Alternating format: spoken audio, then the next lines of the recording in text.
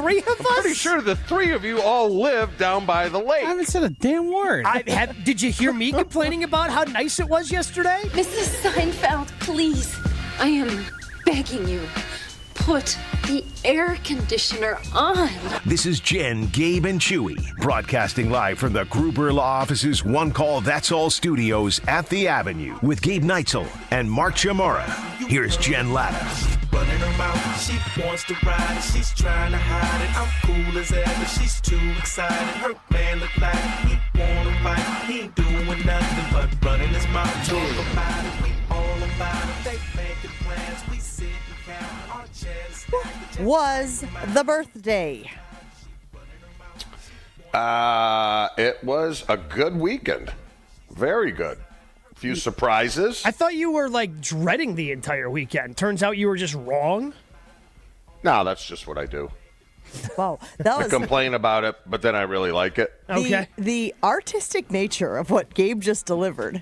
I thought you were dreading it, so you were just wrong. That was layered and loaded, and I'm actually quite impressed. I am taking notes and stealing that for later interactions where that might be useful. So you were wrong about the weekend was going to suck? Well, it started with the magic show, and the guys, not the girls, but the guys had the same concern that I had, which it was going to be cheese ball, right? Yeah. Downtown St. Pete, it's certainly not Siegfried and Roy. Oh, yeah, because they're not cheeseball at all. Yeah, but it turned out to be great. Because it turns out the Tiger could turn on you at any moment, as one of them eventually learned. What was so good about it? It wasn't, am I going again? No. But what I liked about it is they explained some of the tricks. Not the big tricks, but some of the smaller tricks. Like when he tucks the handkerchief into his fingers and stuff, and then it disappears, and then an egg disappears. Showed us how to do that. And then I explained to the Spaniard, who I was sitting next to him, how every other trick worked. A lot of magnets, a lot of mirrors. So it turns out you enjoyed yourself because you were able to show your knowledge, intellect, expertise. Yes. That maybe your wife, who planned the whole thing, maybe she knew that going in. She was like, Chewy's gonna reject the magic show on principle. But once he gets there and he can tell all of his pals, I know how they did that trick. I know how they did that trick. You find yourself enjoying the whole thing, didn't you? I did, and here's the comparison, and you guys hear me talk about it. Most fans who watch football watch the ball, correct? Yeah, we've Correct. talked about this. Yes. You follow the ball, right? I don't follow the ball. I look at what's happening defensively backside because that'll kind of tell you the story of what's going on. It's the same with magic, okay? Don't look at the hand he's doing the trick with. You got to look at the offhand. So if you look at the offhand, you can kind of put the puzzle together. And, granted, I was a little annoying. I'm not going to lie. And I was a little bit annoying. Annoying because you were kind of ruining the show for the Spaniard, your buddy who went with you? No, because he didn't believe what I was telling him. He's like, no, that's impossible. That can't happen. I'm like, okay. A lot of magnets and mirrors, though. But it was very good. And then the surprise of the weekend is Frankie Bag of Donuts. Always shows up for my birthday. Very weird. How is it a surprise if he always shows up? Well, not everyone. It's like every third year or so. Okay. So he's kind of seeing a girl down here, and we went out in the afternoon, grabbed some lunch, did a little day drinking, and I'm like, how's Frankie? And she pretended that she was all mad at him. So I'm like, well, he ain't coming. And then about 5 o'clock, he walked through the back door and added a lot of spice to the party. But the line... So a magic show and a play. And the line of the weekend, okay? You heard me talk about Angry, Mr. and Mrs. Angry. So I believe Angry is one of your friends down in Florida. And he's married Angry. to Emoji Girl. Yes. Angry's a little different. He's a different kind of dude. Well, his nickname, after all, is Angry. But we have the Spaniard, who you guys know, who I met in Mexico 12 years ago. The Spaniard is very loud, very outgoing, right? Okay. Can make friends with anyone. He owns wedding venues, so he deals with brides 24/7, right? So he's always planning, talking, figuring things out. Well, he's probably So good he at like thought- wooing people, telling people, Yes. getting them built up for their big day. So this was Saturday night before we shut it down. It was about 10:30. Everyone's starting to leave. And the Spaniard goes up to Angry and says, "Hey, Angry, do you want my number?" And Angry just looks at him and goes, "No. If I need anything, I'll get it from Mark." And I literally saw him deflate right in front of me. It's like a Thanksgiving Day balloon that just got popped and deflated. Because no one, he doesn't handle no well, and no one ever tells him no. So that was priceless. He really put himself out there, though. Oh, he does. Oh, but he thought does. obviously. I mean, he asked for the number. I mean, Yeah. anybody who's asked for a number and you think things are going well. You know? But he didn't ask for the number. He said, "Do you want my number?" Who does that? That's not the same as, "Hey, can I get your number?" Right? Like, think about any social interaction you're in. You're giving your power away. "Hey, do you want my number?" Now you're the little dog in the Spike and Chester relationship, right? "Hey, Spike, you want to play ball? Hey, you want to go to the park? Hey." That's what your buddy did. He did that's Chester, right? Yes, Spike is the big guy. Spike's the big nah. one. And he smacks him out of the way. But Angry's a powerful guy. He makes things happen. He's very quiet about it, but if you need, This guy seems like he's close to my own heart. I think I would really enjoy Angry. Yeah, but he's scary though. Scary like you you're never supposed to wanna be scary? You never want to cross him. Well, I mean, I don't want to cross anybody. I was going to say, who's the last person Gabe crossed, if we're being That's honest? a very good point. Okay, great. So here's a question for you. How did you and the Spaniard meet? Because he lives in St. Louis. Like, did you all work together back in the day? Like No. What's the connection here? So I'm going on vacation next week to Mexico. We go every year, although we missed last year. Oh, you met him in the future. About 11 years ago, me, Ange, and her brother and sisters were down there. So I'm sitting in the pool. It's about 3 o'clock. I look across the pool, which is probably, 25 yards away. And I see this guy leaning over to his buddy and pointing at me. And I'm like, oh, here we go. So I'm like, Ange, just be on alert. Because I said if I need Gatorade, the code word Gatorade. I was about to say, so Chewy and his wife, their code word, if they need to get out of a conversation, is Gatorade. Can you get me a Gatorade? That type of thing? Yeah. Or, Ange, is there Gatorade back in the room? I'll go get it. Does it feel irresponsible to be revealing that on the radio? I don't think so, because I think it's funnier. Now if somebody comes up to Chewy when he's out in the wild with his wife and they hear the word Gatorade, they know that, this conversation's over. But this goes all the way back to our playing days. So Brett used Gatorade. Frank used Gatorade. That was the code word. Wait. So he starts walking. Wait. How have you not changed? Like, teams change up their words all the time in terms of what the lingo has to be. I change my garage password every 6 months or so. You're not changing it yet? You've been relying on Gatorade for 30 years now?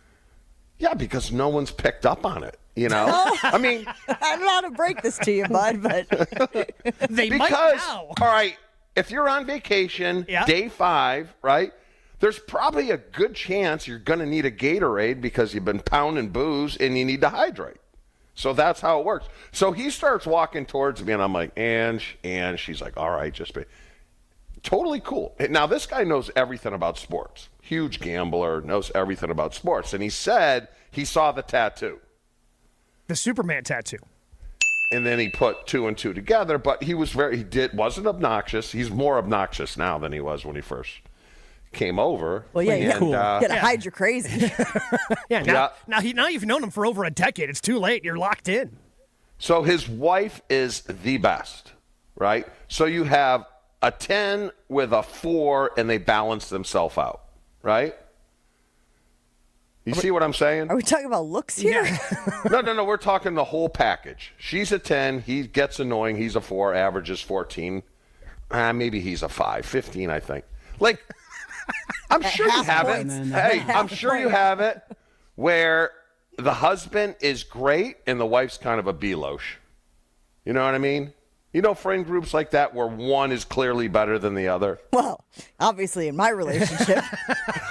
So we hit it off, went back every year, and then gradually grew to be very good friends. And this is crazy town. You have a friend who you've been friends with for 10 years that you literally met in a pool on vacation.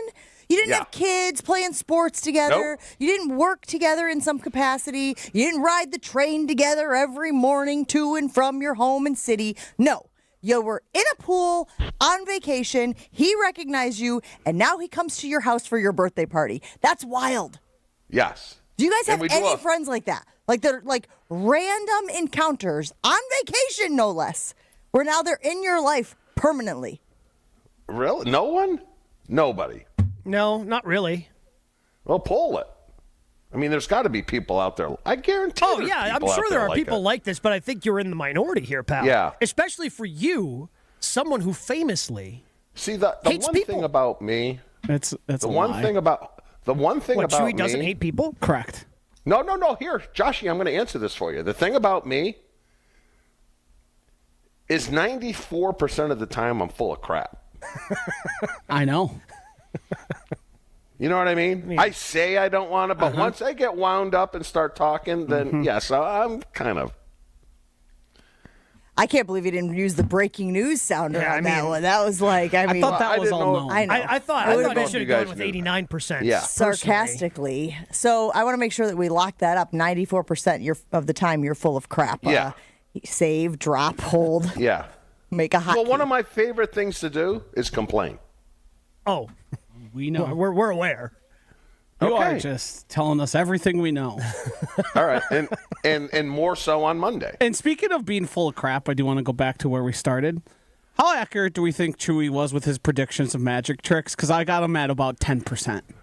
Ooh. I don't think he knows actually what's going on. I think he thinks he knows. Chew. Care to respond? Well, when they levitate. Wait, this is a Chris Angel show? When they levitate and then take out the hula hoop and go all around the girl that's being levitated, I can't figure that one out. I think it's mirrors, or there's a hole in the hula hoop. Do you guys know? I don't even know the trick in which you're referencing, man. This is the first I've heard of levitation and a hula hoop and a girl. Well, they hula hoop it to show that there's no wires holding her up or anything. Wait, hold on. If they catch wind of you telling people how the tricks are being done, are you at risk of getting kicked out? That's probably annoying some people. Do you think he cares? Well, I was going to say there are a lot of people on the Carvelous Talking text line, 800-990-3776, over the last week or so, who have asked when I'm going to tell the story about getting kicked out of the comedy show. And I was just wondering if you considered you telling how the magic tricks were going would have made you a candidate for getting kicked out. Yeah, but that would have kind of been a win-win. I was about to say, like, Chewy's rooting to get kicked out. You wanted to be there. Once you started telling people what was going on, you wanted to be there. After he saw half the magic show, the best way in Chewy's mind, and honestly, I think he might be right, for that story to end is Chewy gets kicked out because he's telling everybody how it works. Just out of curiosity, on a scale of 1 to 10, how were you? You know, at that point in time. I can tell you this. Just a single-engine little motorboat. I can tell you this. It's a plane. Yeah, that plane's not getting very far. Could be single engine. I'm just thinking of the You got the Wright brothers plane over there. the gifts he sends us. I am not fond of wine in a beer can. That's just, it's not good. Okay? Wine in the beer can, That's a deal breaker for you? Yeah, so I couldn't get too juicy because I just choked 1 6-ouncer down and it wasn't good. Wait, so I have a question for you guys. If you don't like my plane sound effects, what should the plane have sounded like? I mean, just you need a little oomph behind it, not just. It sounds like you got a lawnmower engine. Hey, Gabe would kill for a lawnmower engine, guys. Yeah. So it's more like a.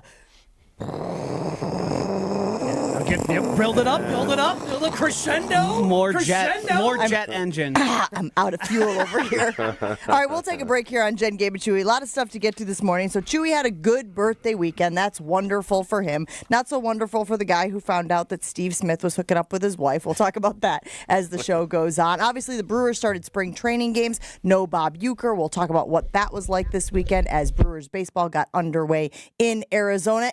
And somebody on ESPN says that the Green Bay Packers are not built for a Super Bowl yet. We'll discuss that all this morning here on Jen, Gabe, and Chewy. Stick around. Still a couple of days left to take advantage of the great deals of Screamin' Sicilian Detroit style and stuffed crust pizzas at Piggly Wiggly. Because if you want to indulge those taste buds, they are on sale right now, just $6.99 at Piggly Wiggly today and tomorrow. Tomorrow the sales ends, so you might make sure you get to Piggly Wiggly and get that Screamin' Sicilian Detroit style. Joshy's a big fan of it. In fact, like Joshy was talking about it the other day, I had to make sure I went and got one. Had one over the weekend. If you're unfamiliar, Detroit style is more of a rectangular pizza, comes with its own pan, you'd think it'd be a thicker crust, but it's light, it's airy, it's fantastic. And then stuffed crust pizza, you can never go wrong, especially with Screamin' Sicilian. So head to Piggly Wiggly. Stock up on your faves and taste what all the screaming is about.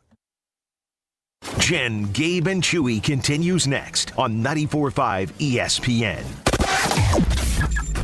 We are moving along pretty well across the entire system right now. Only thing we've got up on the board is on 894 eastbound, right about at 27th Street. Got a broken down vehicle off on the right shoulder. But other than that, everything else is looking great. And checking the TMJ4 Storm Team forecast today, mostly cloudy, breezy, mild high of 50. Tonight, isolated showers, mild, patchy fog with a low of 33. From the WTMJ Traffic Center, I'm Debbie Lazaga on 94.5 ESPN. When you switch and save with Progressive, you could use that money towards scoring courtside seats for your favorite team. Progressive cannot guarantee that you can score courtside seats. Drivers who switch and save with Progressive could save hundreds on average, but courtside seats can be astronomical. Maybe if your team plays in a smaller market, you could swing it. Even still, it's unlikely. Maybe fourth row, which are still incredible seats that you'll enjoy greatly. Savings possible. Courtside, long shot. Switch and see if you could save at Progressive.com. Progressive Casualty Insurance and Affiliates. Not available in all states. Progressive cannot guarantee that someone really tall will not sit in front of you at the game, rendering your excellent seats just okay. Vivid Seats is your ultimate destination for basketball and hockey this season. With a game-changing rewards program and an unbeatable selection of tickets, they make it easy for every fan to watch their favorite teams and players in action. Catch every one-timer and buzzer-beating 3 live and in person from your favorite seat. Plus, every ticket is backed by a 100% buyer guarantee, giving you peace of mind with every purchase. Don't miss out. Visit VividSeats.com or download the app today. Vivid Seats, the official ticketing partner of ESPN. Save big money on everything now at Menards. Countertops are the center of the home with stylish options for every lifestyle and durability that will last for years to come. Transform everyday spaces into gathering places with custom craft countertops from Menards. Visit our kitchen showrooms in store or go on Menards.com and get a free design estimate today. Plus, check out our weekly flyer for many other great deals happening this week. Save big money at Menards.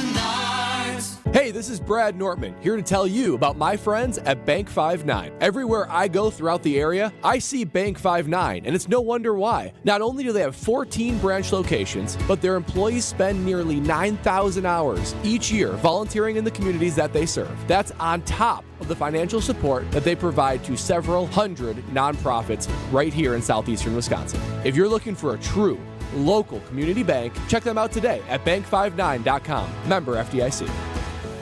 Join Milwaukee Panthers men's basketball for an exciting weekend of hoops action at UWM Panther Arena. On Thursday, Milwaukee takes on Oakland at 7, followed by a Saturday matinee with Detroit Mercy at 3. Experience all the action, including rim-rattling dunks, clutch three-pointers, and game-changing blocks.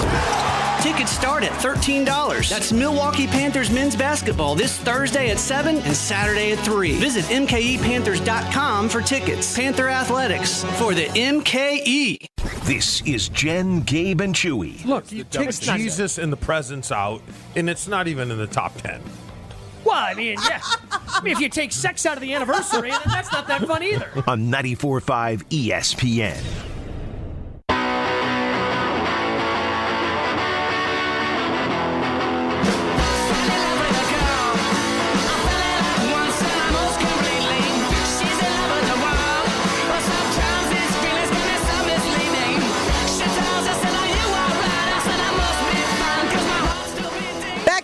on Gabe and Chewy. Seriously, though, do any of you have a story of a friendship that has stood the test of time where you met randomly?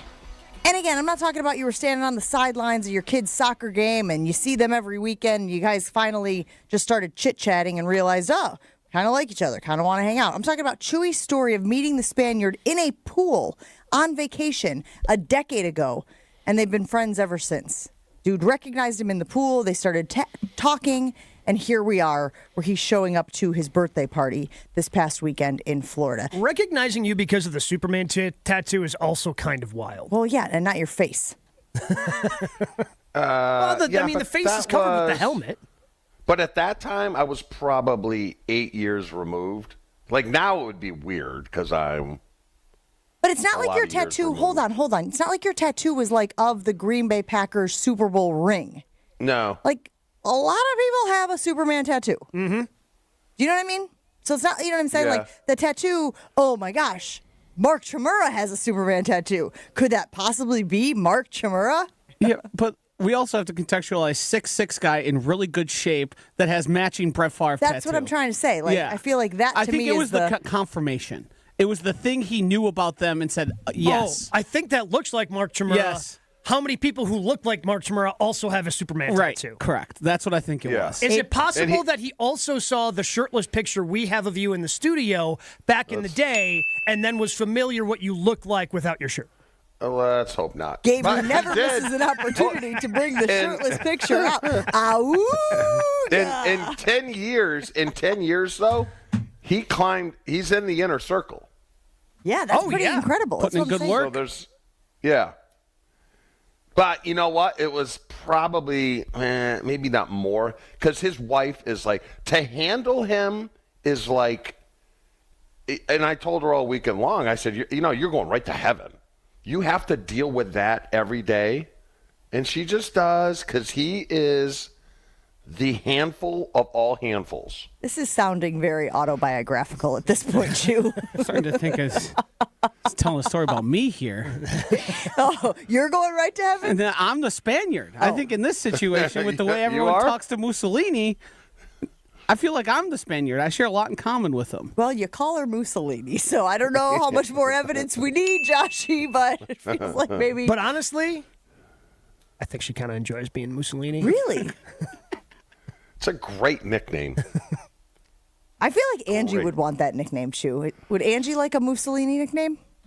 I think she'd rather be Stalin. Just so you could call it Pol Pot. yeah, that one. Kim Jong.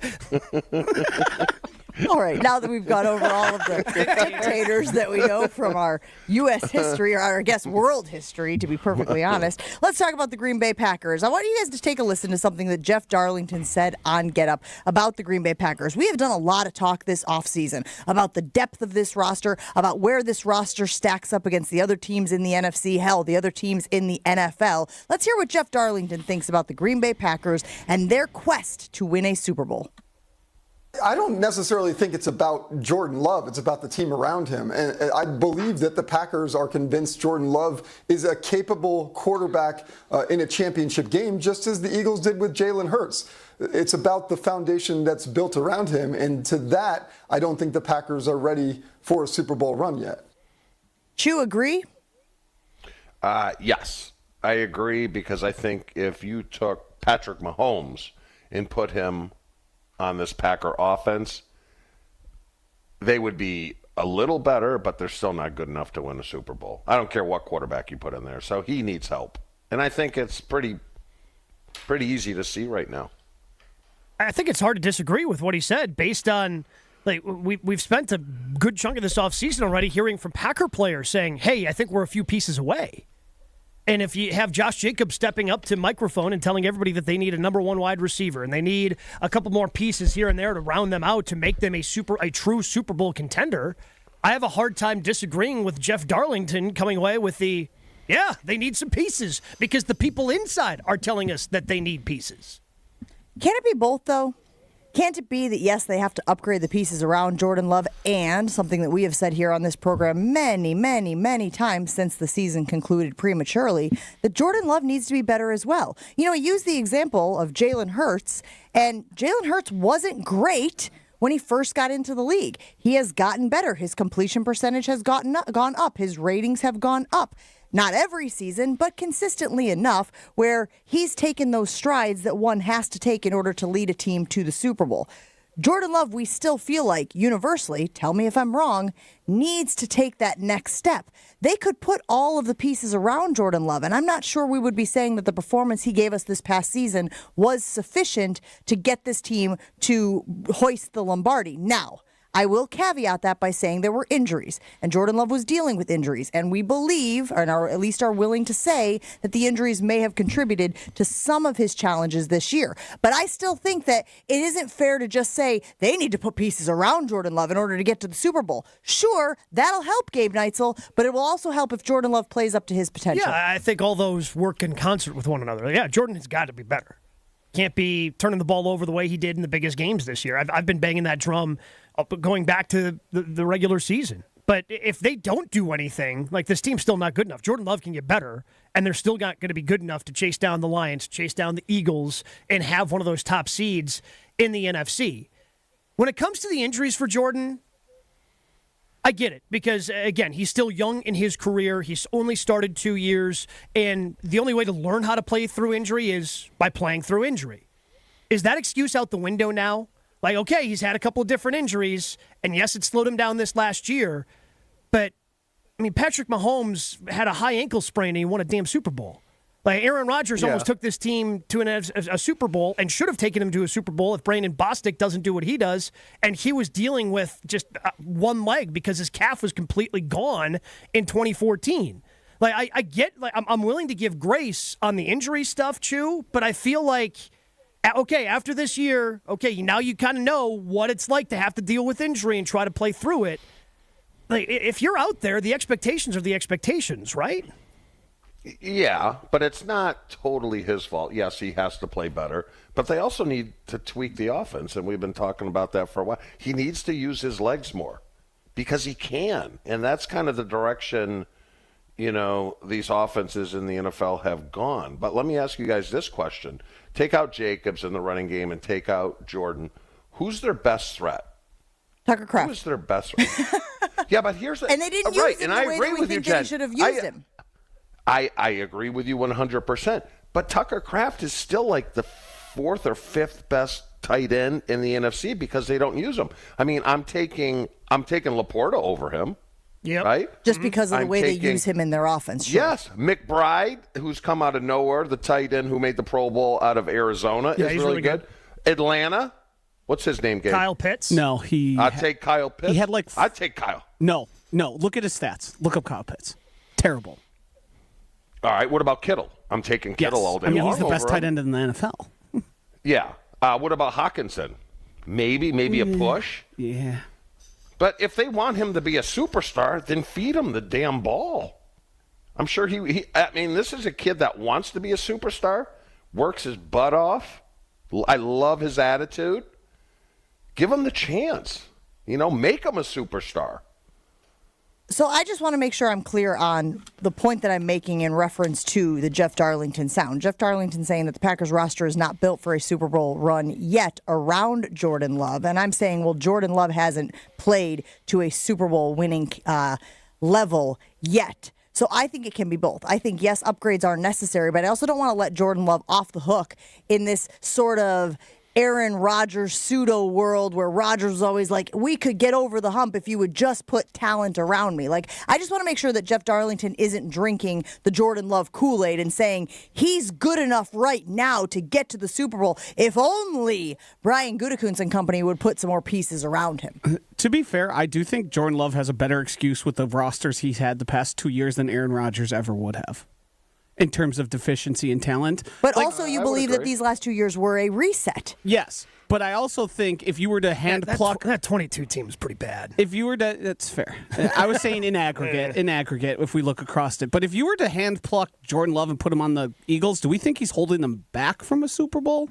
Now, the Eagles are the one case of they have like 11 players in the top 100 in the they're NFL. They're like the Avengers. Right. But like, I don't think Jordan Love would be the reason to hold them back. I think he has definitely room to grow. Yeah, but also a lot of things they do on offense are specific to Jalen Hurts. Right. And not just, obviously, the tush push is a big part of that, but like a lot of the other things they do are pretty specific to Hurts. Yeah, but I mean, if we hand pluck A.J. Brown, Devonta Smith, and Saquon Barkley, the Packers are what, a 14, 15-win team? Yeah. But I think the basement's 13, yeah. I think LaFleur got a little blindsided this season because he thought the receivers would be better, and I don't think he thought Josh Jacobs would be as good as he was. So then he had to lean on Jacobs more than he thought he would. He had to lean on him and kind of tweak the offense a little bit because I said it all along, I think he wants to be a 60-40 guy, you know? And I think the receivers let him down to the point where, like, I guess I got to pivot here. Yeah, well, look, got to run the ball, control the clock, and go from there. I'm willing to excuse the receivers last year from a LaFleur and Gutekunst standpoint. Like, yeah, hey, we've got 4 guys we feel really good about. Let's see if any of them grow. All right, that experiment failed. Now you got to go out and do something different. Now you got to bolster that position because A, one of your 4 guys is hurt. B, they weren't good enough collectively. I just want to make sure this offseason, as we continue marching towards the draft and towards these other ways that the Packers could bolster their roster, that Jordan Love isn't let off the hook. I just want to make sure, like, in a statement like this, and I don't think that Darlington's being negligent in any way, or I don't think he's drinking the Kool-Aid, but I want to make sure that when these statements get pushed out there, that there is also the caveat of, and Jordan needs to be better. And Jordan needs to continue to evolve. And Jordan needs to take that next step. Like, instead of just bailing him out of, wow, he could be a Super Bowl winning quarterback if only they put better pieces around him. Yeah, but I also think the Packers, like the contract they gave Jordan Love represents they think he can grow into that. Yeah. Right? Like, so I think the Packers completely understand that he needs to get better. I think Jordan realizes he needs to get better. But to me, that's the easiest part of this equation because you have Jordan on the roster. You have some control over that. Trying to improve the roster with the right pieces, that's going to be the difficult part because it's a combination of who's available, what are you willing to spend, who are you willing to go and get. Like, that's going to be the tough part. So I understand kind of blowing past okay, yes, Jordan needs to get better. But everybody, I think, inside the organization knows that. They have Jordan. They can try to get him better. It's about who do you put around him that's going to be really hard this offseason. What are you guys going to say, though, if they don't? Let's say they draft a receiver in the 2nd round, pick up a Sammy Watkins, and Goody's reasoning is going to be, hey, we need these guys just another year to grow. I thought we were banning Sammy Watkins from being mentioned on this program. I thought that happened. We did?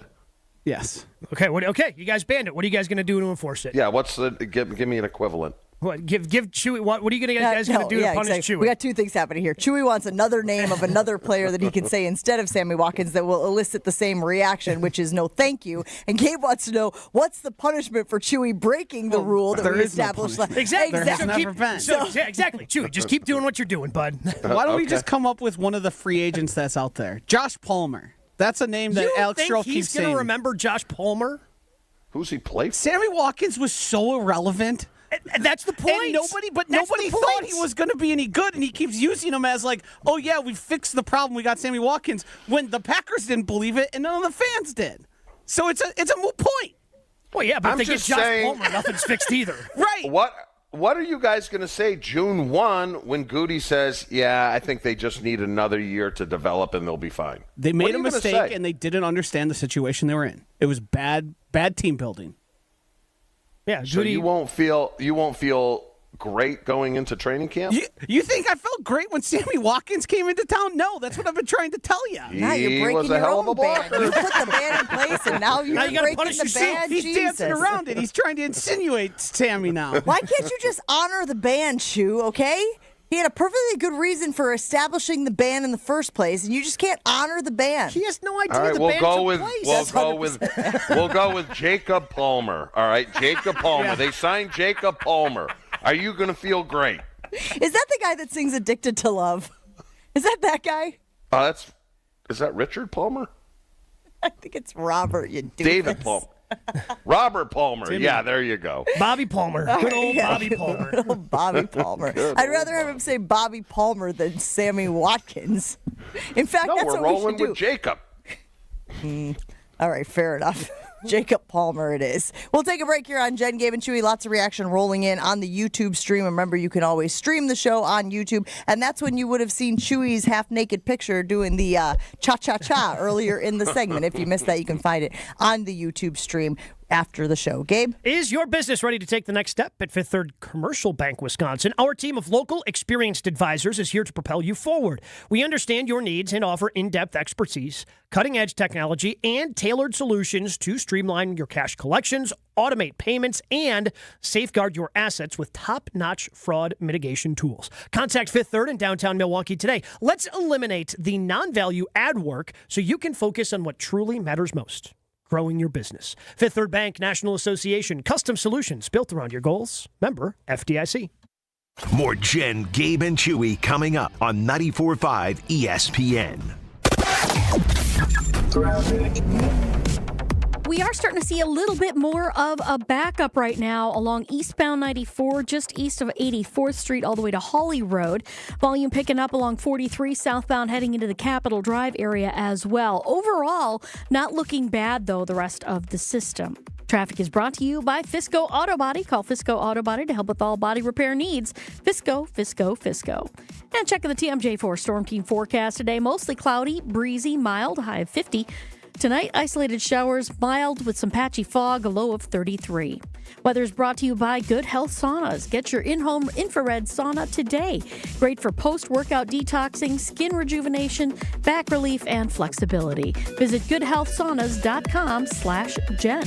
From the WTMJ Traffic Center, I'm Debbie Lazaga on 94.5 ESPN.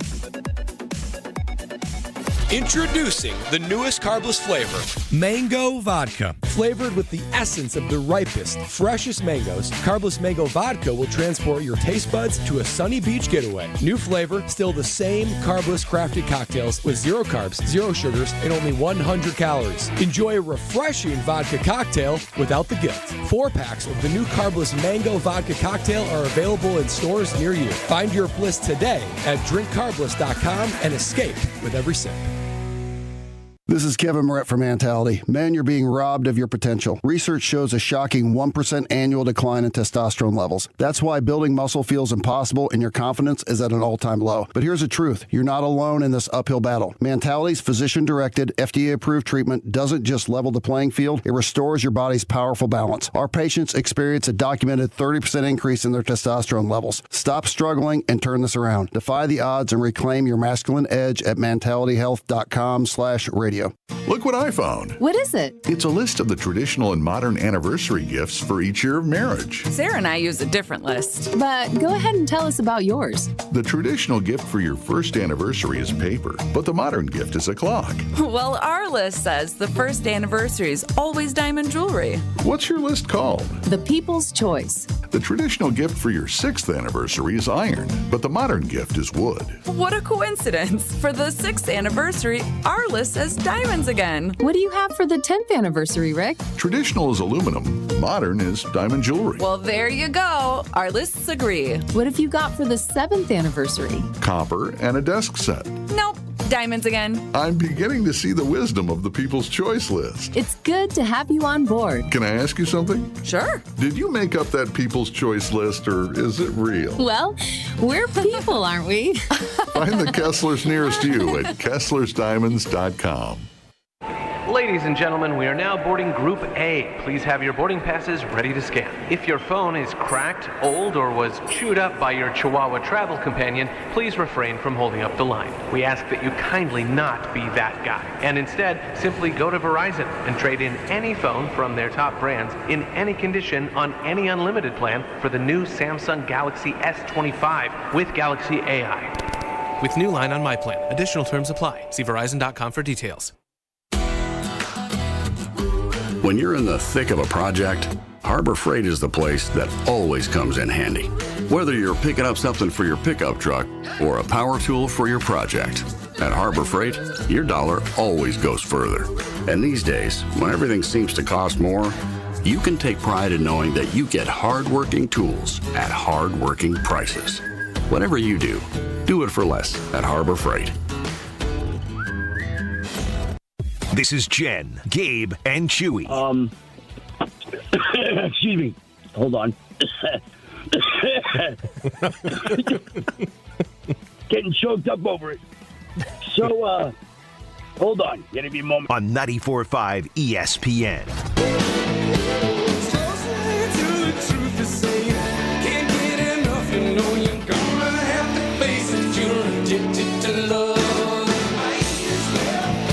Little Bobby Palmer there for you this morning as we try to figure out a pseudonym for Sammy Watkins, since we're not allowed to say Sammy Watkins on this very program, and yet Chewy continues to defy the Sammy Watkins ban. Since we're talking about wide receivers, let's get into it a little bit. Sports Illustrated put out a list talking about how difficult it is going to be for the Green Bay Packers to replace Christian Watson. Fast and big, I suppose, is the best way of describing kind of how this article summarizes Christian Watson's contributions. And then talking about how there just aren't that many players like him, like that, out there. You got guys who are fast, but maybe not necessarily big. You got guys who are tall, but not necessarily the best pass catchers and whatnot. So he is a bit of a unicorn, according to this article. My only pushback on that, guys, is did we ever really see top potential Christian Watson? Like, what was the longest stretch where we saw Christian Watson for everything that he could be, everything that they wanted him to be in Green Bay, Gabe?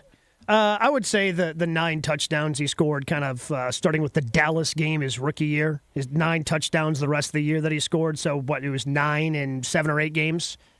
It's pretty good. Pretty good potential. And he was starting, I think, to fulfill that potential toward the end of the regular season before the injuries caught up with him. And, he ends up having the knee injury that takes him out for who knows how many games of this upcoming season. And I think we also saw just the impact that he has. He was the one receiver that they had. You had to give a little extra attention to because he could take the top off of a defense because of his size and his speed, and he was starting to be able to use that size better on some of those jump balls that we saw throughout the course of the season. Teams had to go, okay, we got to make sure we know Christian Watson's over here, and we have a little bit of help there. And the offense, frankly, struggled without him in the big games down the stretch against Minnesota, against Chicago, and then against the Philadelphia Eagles in the postseason. Are you telling me there's no concern by either of you guys that he can't return to that form? Because we have talked about Jordan Love in that 9-game stretch, and we were like, oh, man, that was the ceiling. Like, if we can just get back to there, and Jordan can start playing like that again.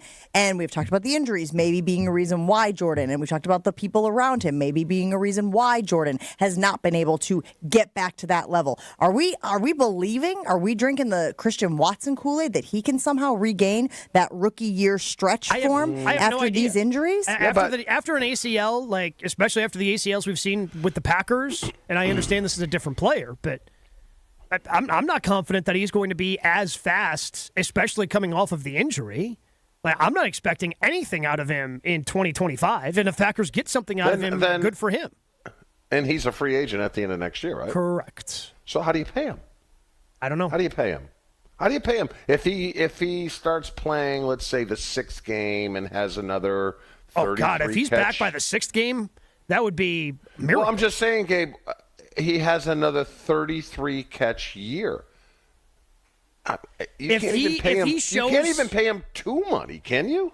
If he has enough speed and he shows that the knee and the speed is fine coming off, someone's going to give him $10-11 million per year.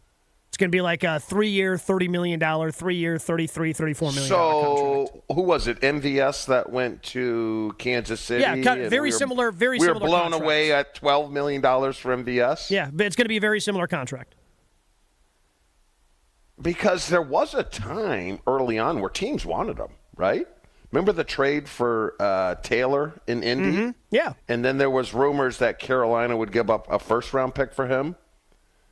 Yeah. I think it's cooled down a little bit, though.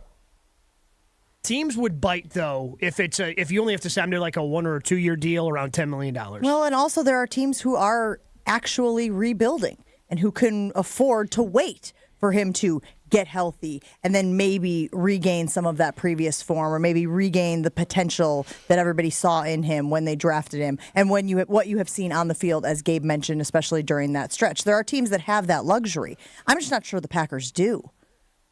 How open is the window? Can you wait for a Christian Watson to maybe get back to that form because he is a quote-unquote unicorn, because you're looking at the other options out there in free agency and in the upcoming draft and going, well, you got nobody like that. There's nobody like that on that roster, on that list. I think if it's 12, then yes. But if you get up to 15, I mean, I can't imagine he's going to get that type of money, Chew. Like somebody who's coming off of a major knee injury, sure, but coming off of a major knee injury for a guy who's never had 700 yards receiving in a season, nobody's going to be paying top dollar for that. Like somebody's going to come to buy, and if his agent is smart, hey, we'll take a 1 or a 2 year deal, and then that way we get another bite at the apple of free agency if you can show in those 2 years that you can be a productive player. Who? Because Dobbs is a free agent after next year as well, correct? Correct. Who would you rather have? Watson. What's Dobbs going to get? I don't know. Probably something similar. Yeah. I don't know. $9 million. I think it becomes easier to stomach paying for and keeping him around if you go out and get, I don't know, a Devontae Adams and draft another guy. And now you're not relying on Christian Watson to be the guy. But if he grows into one of those guys, you now have multiple options. You still feel pretty good about Jayden Reed, even though you saw struggles. But mix that in with a draft pick, Devontae Adams, and the rest you got around there. That's a pretty good recipe, you'd feel like.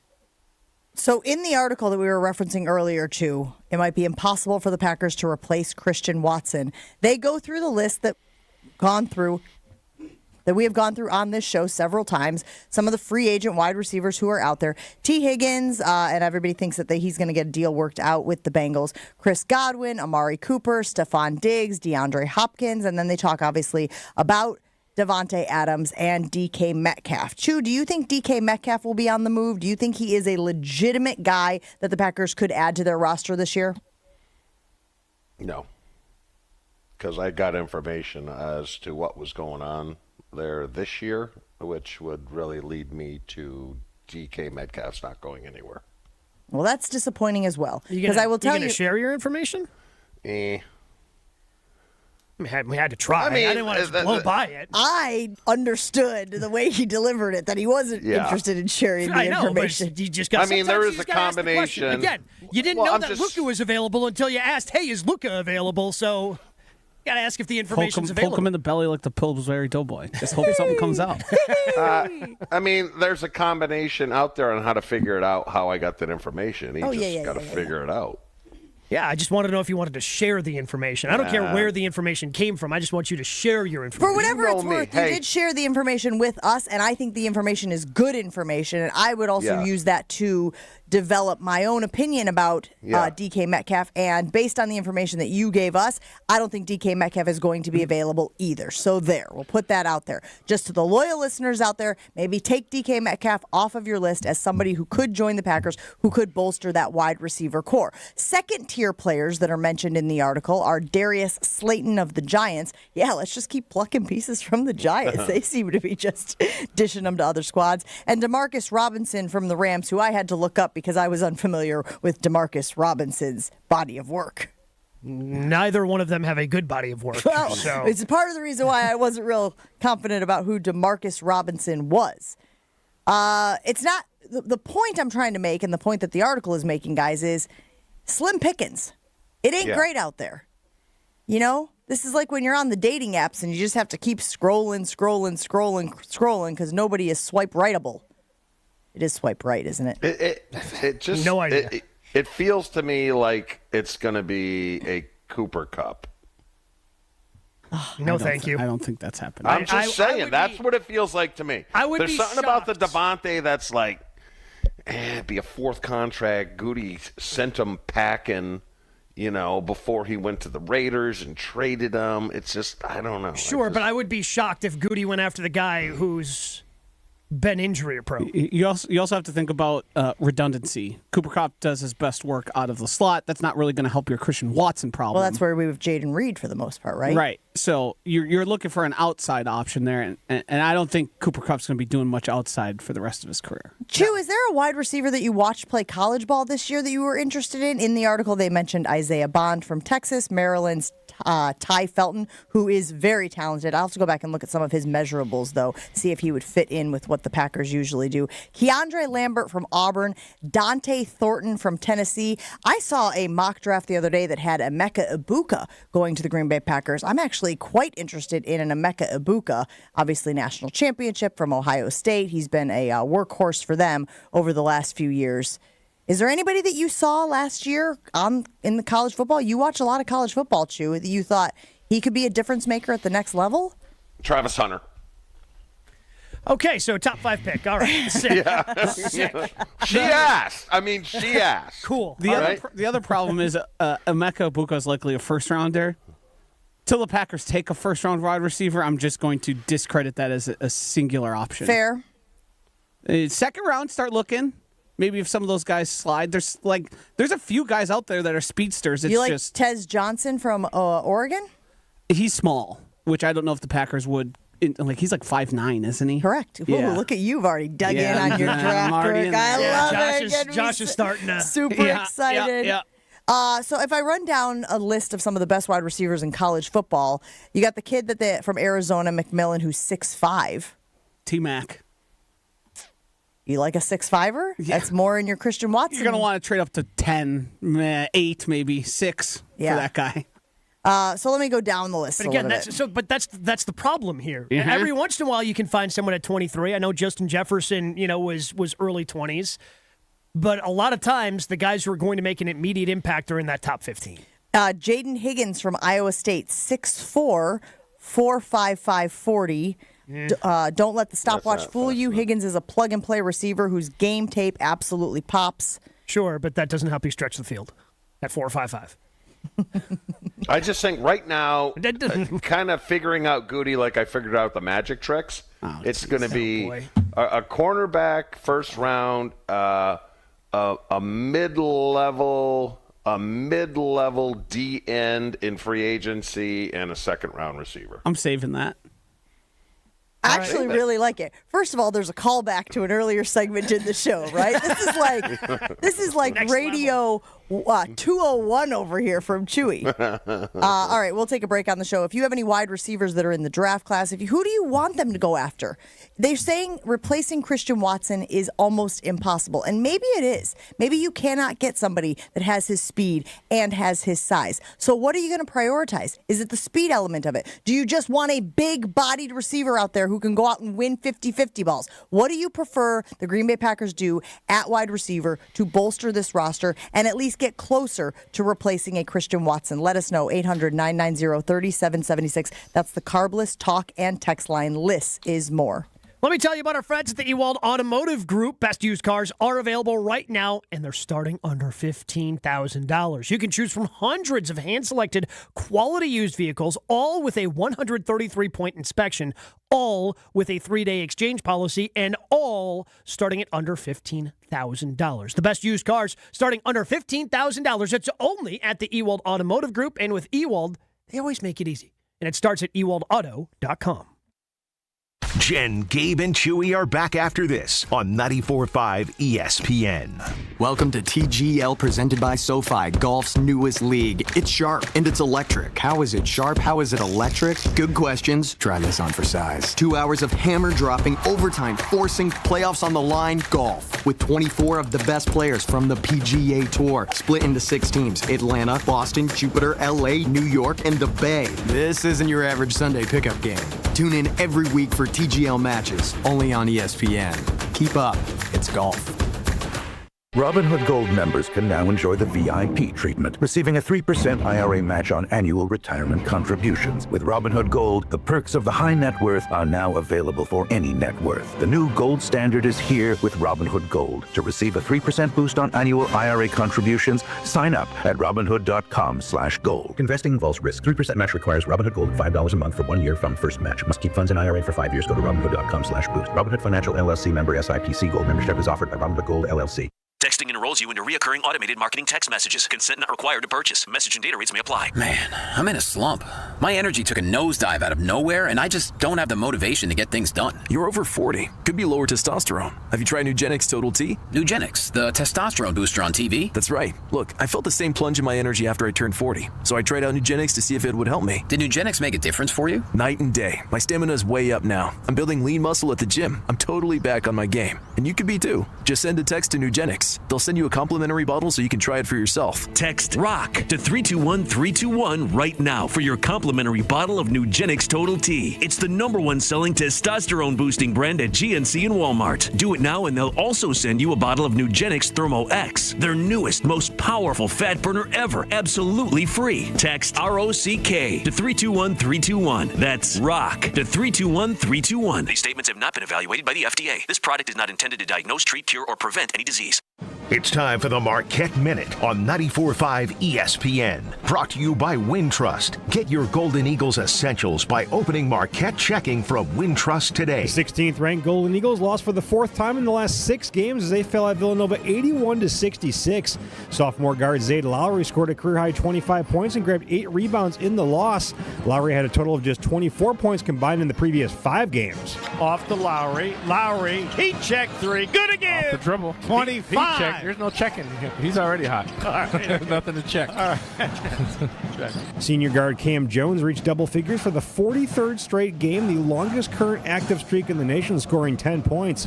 Marquette drops to 20-7 overall and 11-5 in Big East play. They return to action on Tuesday night when they welcome Providence to Fiserv Forum. This has been the Marquette Minute on 94.5 ESPN. Brought to you by Wintrust, Wisconsin's bank, and the official bank of Marquette University. My house has a new glow. I love my windows. Universal Windows Direct. It's ESPN Wisconsin's Kyle Walsh for Universal Windows Direct, and they have the Love Your Windows sale going on now. Buy 2 windows, get 2 free, and there's no limit. It's the perfect way to save big. Schedule your free in-home estimate today. I love my windows. They've got that brand new home effect. Universal Windows Direct. This is Jen, Gabe, and Chewy. His eyeball. Wait. Where do I get him? I just assumed when I said wait, did you just think it was just a suggestion? Yeah, pretty much. Typically. On 94.5 ESPN.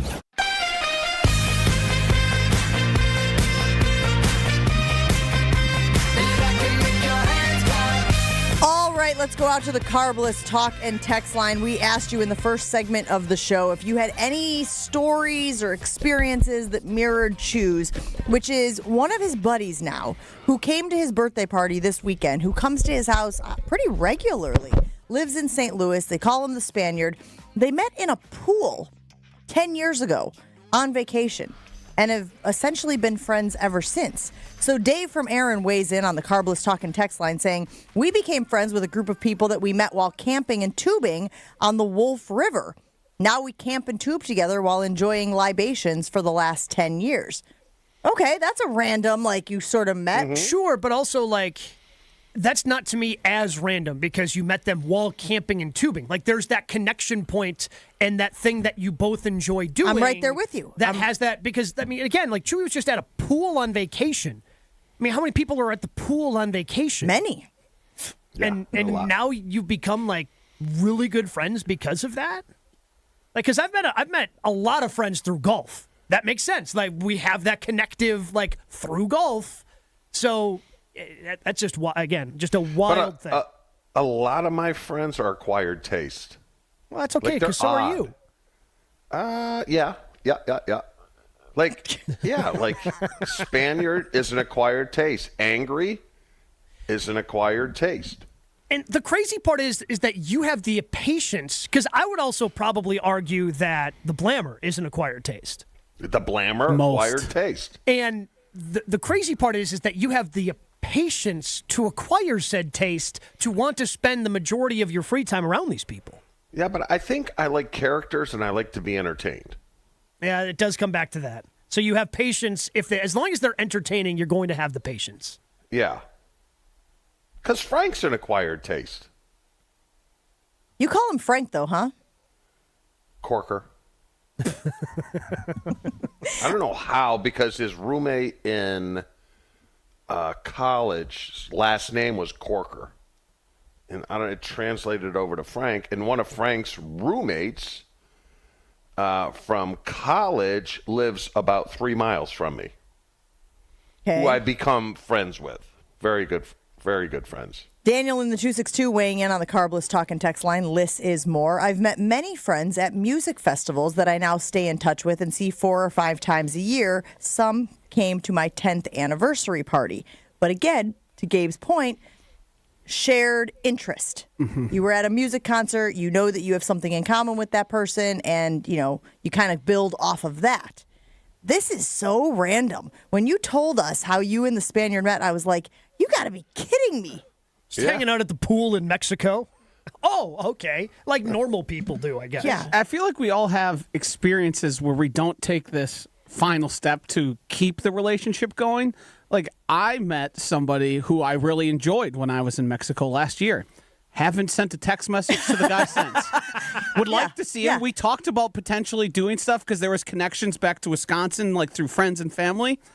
Haven't heard from him. Probably never will again. You just chalked it up to like a one-day stand type of thing, it was right? a good time. Like, we had a great time. Pals, and I think fondly of you, but I don't Not even sure I remember his name. Matthew in the 414 says, my parents met a couple after my dad bought a motorcycle at a dealership.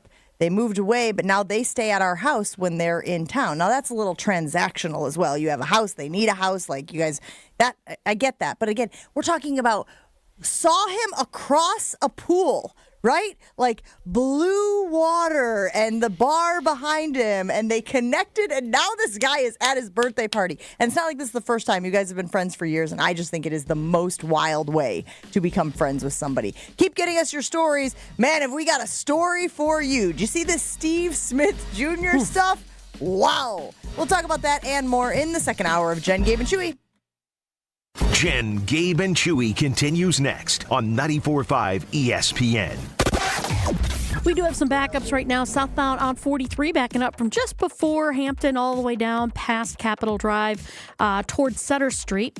The northbound side just a little bit tight right past North Avenue. Westbound 94 heavy from 16th all the way to Mitchell Boulevard. Eastbound is backing up from 84th all the way to 35th. And some delays northbound on 4394 right around the Plainfield curve up to Oklahoma Avenue. And checking the TMJ4 Storm Team forecast. Today, mostly cloudy skies, breezy, mild, a high of 50. Tonight, isolated showers, mild, patchy fog, a low of 33. From the WTMJ Traffic Center, I'm Debbie Lazaga on 94.5 ESPN. Is your business ready to take the next step? At Fifth Third Commercial Bank Wisconsin, our team of local experienced advisors is here to propel you forward. We understand your needs and offer in-depth expertise, cutting-edge technology, and tailored solutions to streamline your cash collections, automate payments, and safeguard your assets with top-notch fraud mitigation tools. Contact Fifth Third in downtown Milwaukee today. Let's eliminate the non-value add work so you can focus on what truly matters, growing your business. Fifth Third Bank National Association. Custom solutions built around your goals. Member FDIC. Hey, this is Jen Latta from Jen, Gabe, and Chewy. One of the best decisions I've made was getting my infrared sauna from Good Health Saunas. Based right in Appleton and Waukesha, they've been around for 2 decades. Good Health Saunas are easy to install, cost as little as 25 cents a day, and even include a true lifetime warranty. Plus, the health benefits aren't a bad addition either. Learn about Good Health's options at goodhealthsaunas.com/Jen, and you can get $500 to $800 off your purchase. Remember, that's goodhealthsaunas.com/Jen. Hey, this is Jen Latta. You're listening to 94.5 ESPN, WKTI, and WKTI HD Milwaukee. A locally owned Good Karma brand station. Showtime. The right way to start your day. This is Jen, Gabe, and Chewy. You know what? I'm just going to say it. What the hell? You guys that live by the lake are soft. You okay in here? Why is it so hot in here? How can they sleep like that? Today's over, then we have tomorrow. We leave on Sunday. It's one day, really. I mean, you can't handle 77 degrees in the sun? Are you kidding me? How can they not put the air conditioning on? They're nuts with temperature. This bar is right there. Who are you talking to right now? 3 of you. The 3 of us? Pretty sure the 3 of you all live down by the lake. I haven't said a damn word. Did you hear me complaining about how nice it was yesterday? Mrs. Seinfeld, please. I am begging you. Put the air conditioner on. This is Jen, Gabe, and Chewy, broadcasting live from the Gruber Law Office's One Call That's All studios at the Avenue with Gabe Neitzel and Mark Chamora. Here's Jen Latta. Running her mouth, she wants to ride it, she's trying to hide it. I'm cool as ever, she's too excited. Her man look like he wanna fight, he ain't doing nothing. I need your help with a golf dilemma. Come to the right place. That's what I thought. And Chew, I think you can weigh in on this as well. So yesterday we have a family fun day, and we go to Big Putts. Anybody been to Big Putts in Greenfield? It's an indoor mini golf course. Legit. And really cool. They have skateboards for an obstacle. They've got construction cones that they've created into like a Plinko thing. They've got this really long putt, which, by the way, hole in one. Bounced it off the back wall, dropped it in. Use the backboard. You know, there for a reason. And I handled it very gracefully. Oh, I'm sure, yeah. Like you've been there before, like it's no big deal. Just kind of a little. Were you in your facing your children? Oh, and it's in right. The face. It was right in the middle of the place too. It was like one of the middle holes. You know how mini golf is. It winds around. It winds around. It winds around. But this is a long one. They took like the whole width of the indoor place and made this very long putt. It's got a yellow thing going down the middle so you can follow the line to get it there. And so, yes, I was right in the middle of everybody acting super obnoxious because, well, that's who I am. So my question is this. Dario and I are going blow for blow, right? We're keeping score, but it's so fun until we realize that, we got a real thing going on. We got a real competition going on here, right?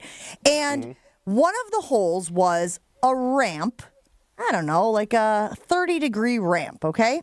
If you hit it just right off the ramp, it goes into a tire. Think the old tire swing that you throw a football through, right? If you get it into the tire, there's a hole in the bottom of the tire that drops it down into a spout, and then knocks it into the hole, right?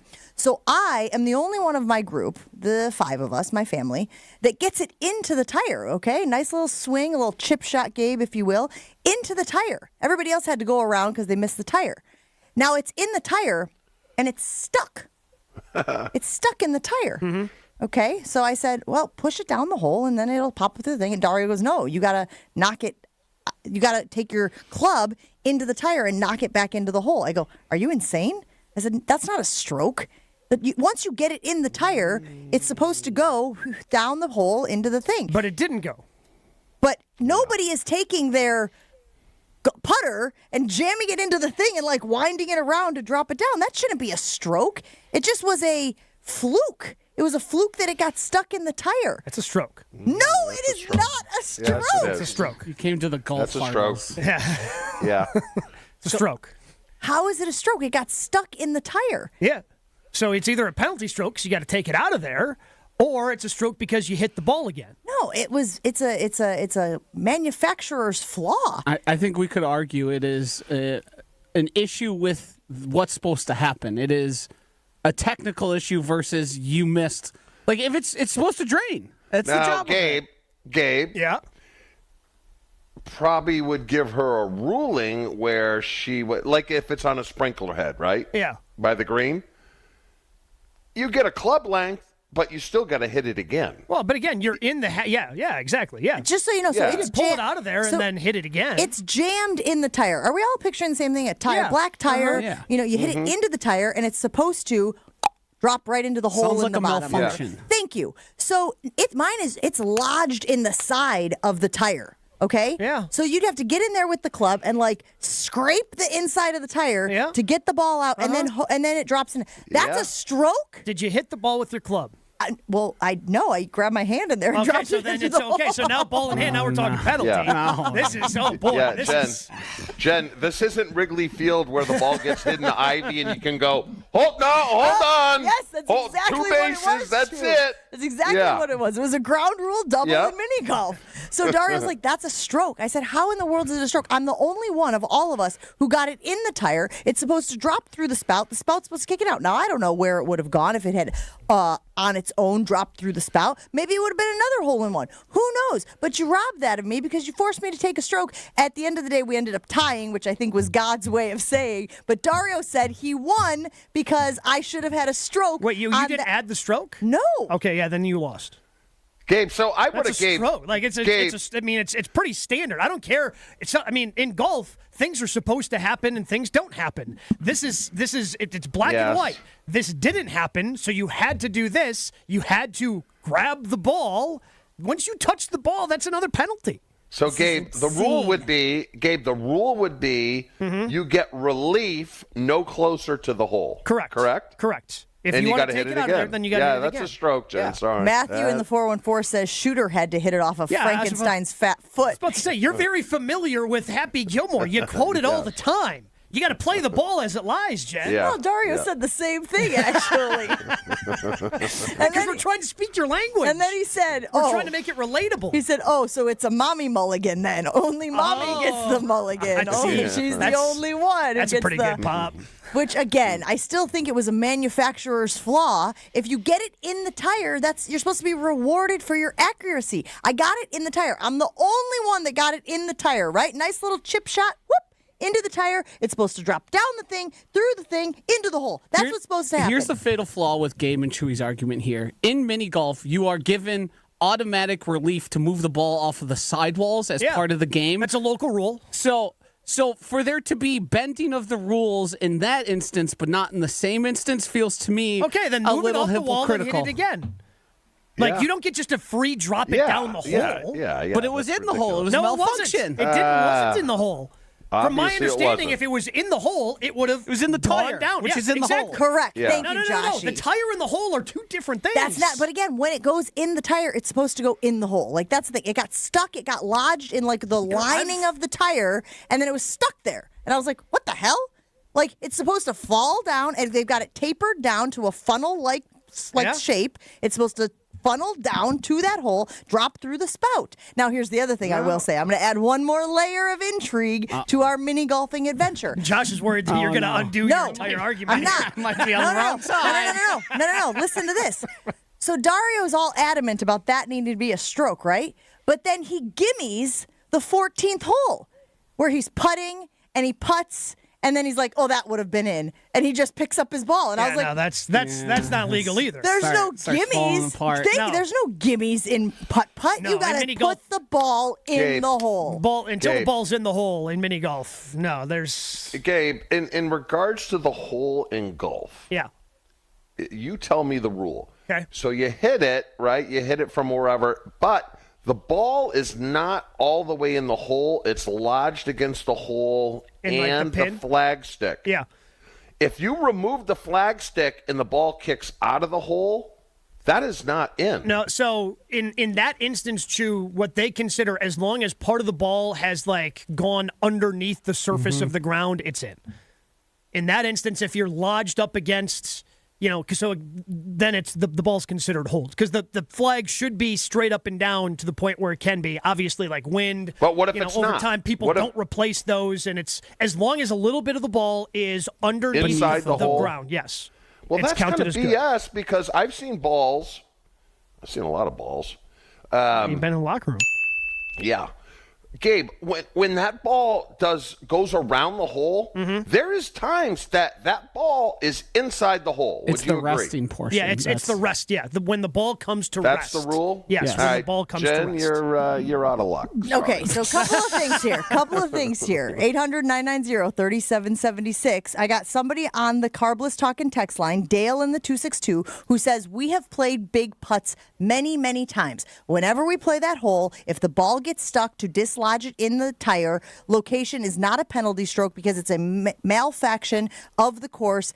That's from Dale in West Bend. So he says the same thing. They consider it a malfunction, a manufacturer's flaw, if you will, and they put it in the hole. Chef Ed says, Dario won, no excuses. We're not going to read Chef Ed's anymore. Yeah, I was about to say, how much you had to dig to find somebody who No, these are literally right off the top. Justin says it is a stroke. What about when the groundhog grabs the ball and takes it out of the hole? I saw Caddyshack. Is that a hole, a stroke? Do you have to, if the groundhog takes it out? Again, the ball came to rest inside the hole. So it's good. It's good. As I said, there has been occasions in golf where whatever animal decides to move it. A seagull. Yeah. And you get to replace that with no stroke Can we because that's call like act of God thing. Big Putts? Can we call Big Putts in Greenfield and ask them what is standard operating procedure for this hole? Because I can't be the only one that this has happened to. Dale just said that they go all the time, and it happens to them also.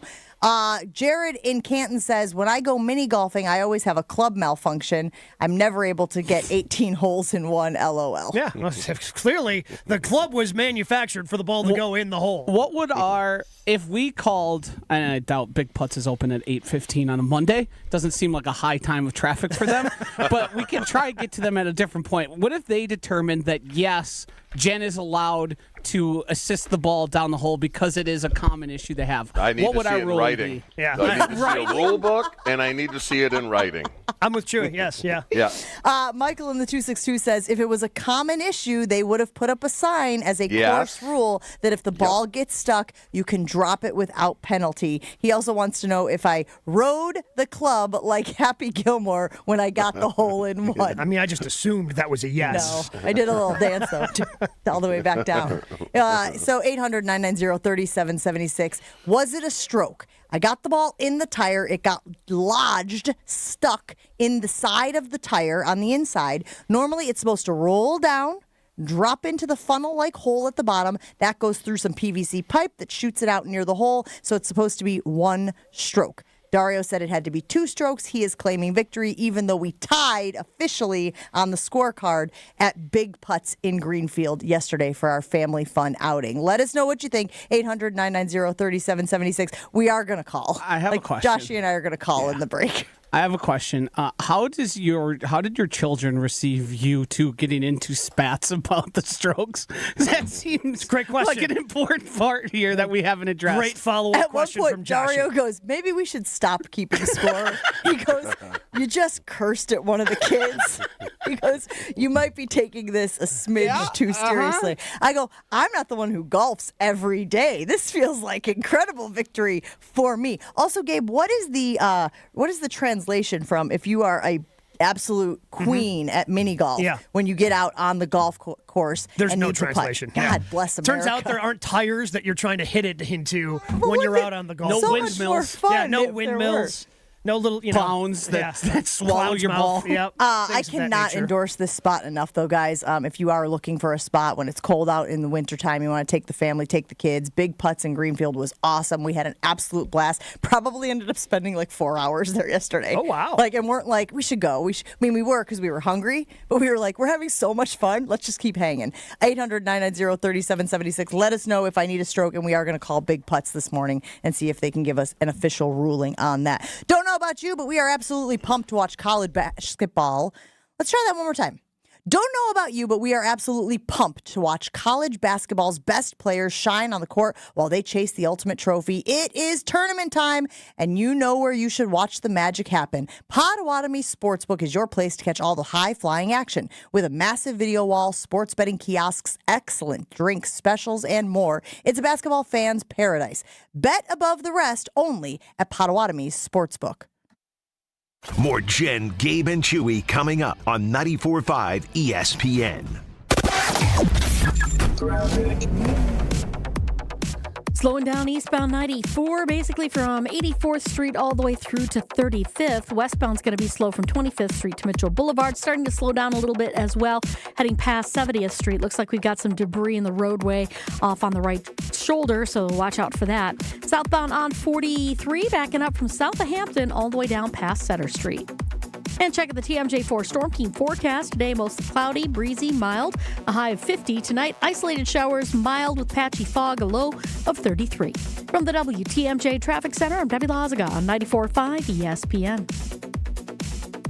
Kevin Moret here for Mentality. Listen up, gentlemen. You're fighting an unfair battle. Studies show testosterone levels in men have plummeted by 25% in just 2 decades. That's why you're struggling with energy, muscle, and drive. But here's a game changer. Mentality's FDA-approved treatments boost testosterone by 30% on average. Imagine reclaiming the vitality your grandfathers had. Picture turning heads, dominating your career, and feeling unstoppable again. Don't settle for today's normal. Seize the day at mentalityhealth.com/radio. That's mentalityhealth.com/radio. Ready to tackle your home improvement project this winter? Exterior Pros and Baths is here to help you score big with quality home exterior and shower upgrades. As a 5-time President's Club Award winner, Exterior Pros is not playing around. With flexible financing, it's never been easier to invest in your home without breaking the bank. Get started today and save $2,000. Visit extpros.com or call 262-800-4274. That's 262-800-4274. Trust the pros and kick off your home transformation today.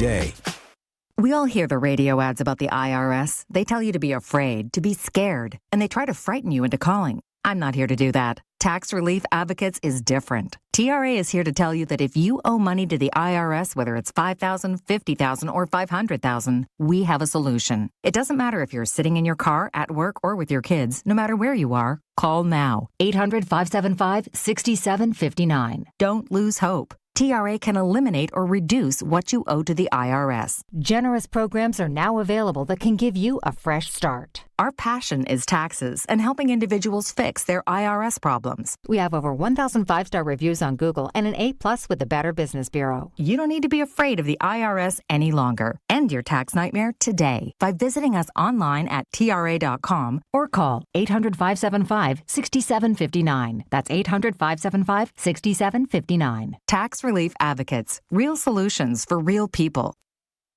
Bull riding.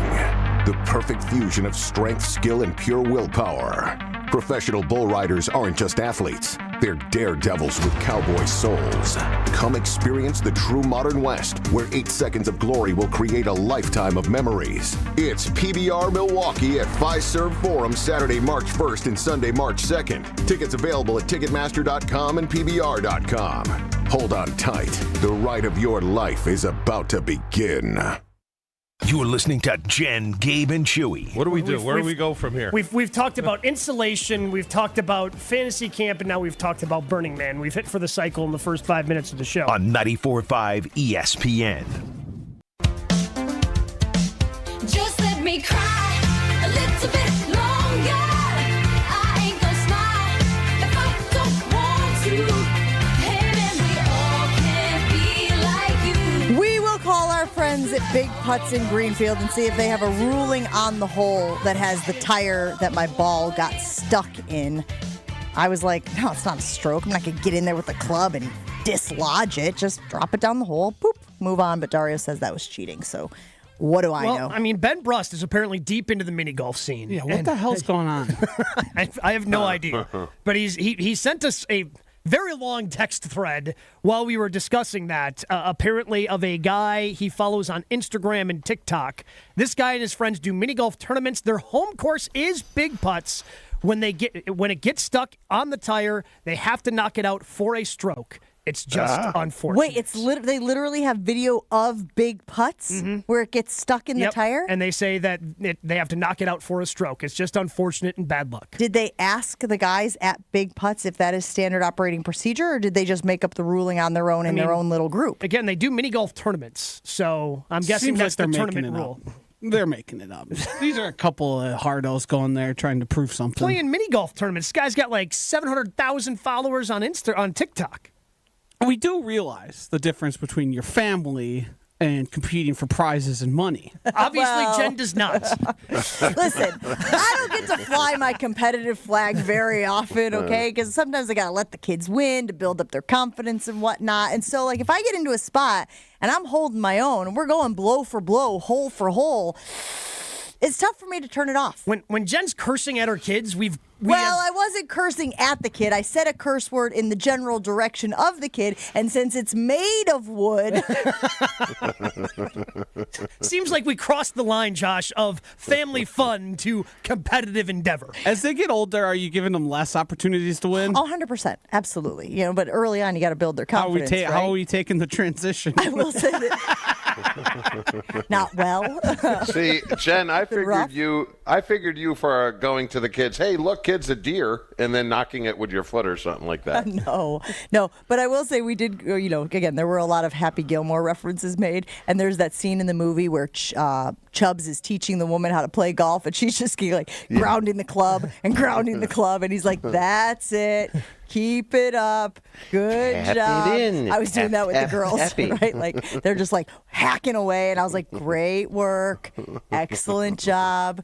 Keep it up. So it was a fun day. We had a good time. I do want to get to this Steve Smith Jr. thing that popped all over social media yesterday. I don't feel like I am the expert in this space. So, Joshy, can you please explain to me what you saw on social media this weekend in regards to former NFL wide receiver Steve Smith Sr.? Yeah, there was a little tweet here that went viral over the weekend. It was a big tweet. Big tweet. Tagged many people, but it was used a lot of the character limit on Twitter. It was a man who alleged to have caught his wife cheating on him with Steve Smith Sr., the former Carolina Panther and Baltimore Raven. In it, their relationship with the Ravens marching band was apparently the catalyst for that. In the tweet, he tagged about everybody you possibly could: the NFL Network, Yeti coolers, some of the golf, TaylorMade golf. Yeah, and basically provided screenshots and a phone call that proved the alleged quite graphic text message exchange and the relations. Cannot read the text messages on air. Cannot do that. Nope. And rather than, deal with this in court or personally, he decided to blast it to all the internet. And the amount of tags obviously garnered some attention. And now millions of people know that his wife cheated on him with Steve Smith Sr. Wait, did allegedly. Steve Smith Sr. actually send a picture of himself to the wife at one point? Yes. That selfie has been making its rounds. People making memes and jokes about it. Listen, if you're gonna hook up with somebody who's married, I don't think you're the most intelligent person in the history of the world anyway. But you never sent a picture of your face. What are we doing, man? The rest of it all could have been circumstantial. But you're sending pictures of your freaking face. Don't say what you're going to say. I'd also not suggest, sending pictures of other things. That's all I'm going to say there. While wearing Crocs and, I mean, in that specific instance. I had no idea teams had bands. Yeah, it seems to be a Raven-specific thing, but also that's your takeaway. Yeah. That's what you took away marching from Ravens. Because I know. Do you remember the Packer band? Now this is back in the '90s when I played. Yes, you remember? I Polka do. Polka. Yep. Oh yeah. Now that's just Rip in college, right? That does that. Wait, did you guys see that the dude's name was Lamborghini? That was his Twitter handle, and it's been since deleted. So that is obviously, if we're going to tie it into Green Bay Packers, there it is for you right there. So you don't have to look very far to see what the connection is. His handle was Lamborghini. Just imagine you are the employee who's running Yeti Coolers Twitter account, and you log in for the day and go, why do we have 3 million mentions and views? Oh. Do you forward that to your boss? What do I do here? What was the tie to Yeti coolers? What was the tie? So did he work for Yeti? I think Yeti and TaylorMade may sponsor and have partnerships with Steve Smith. So I think this guy was being like, "Hey, look at the type of person you're doing business with." Was the intent behind tagging that? And he tried to tag a company called Shady Rays, but. He tagged it wrong. All right, another question. Steve Smith didn't play for Baltimore for what, 6-7 years? And this is just coming out now? Well, this happened recently because Steve Smith was their grand master or the conductor very recently for that band when they were performing at halftime or in between a quarter. There is video of him walking around the field in a marching band outfit with the Ravens logo and stuff. So this happened recently. Also, the video that's posted, the individual recording the video accuses the man on the other end, because I guess we can't really prove that it's this guy and Steve Smith. He accuses the man of sleeping with his wife and asks, "What do you have to say for yourself?" After a pause, the voice on the other end says, Sorry. Whoops. Just a simple, might be. Sorry. People have been very critical of this man for posting this on social media. Where do you guys come down on that?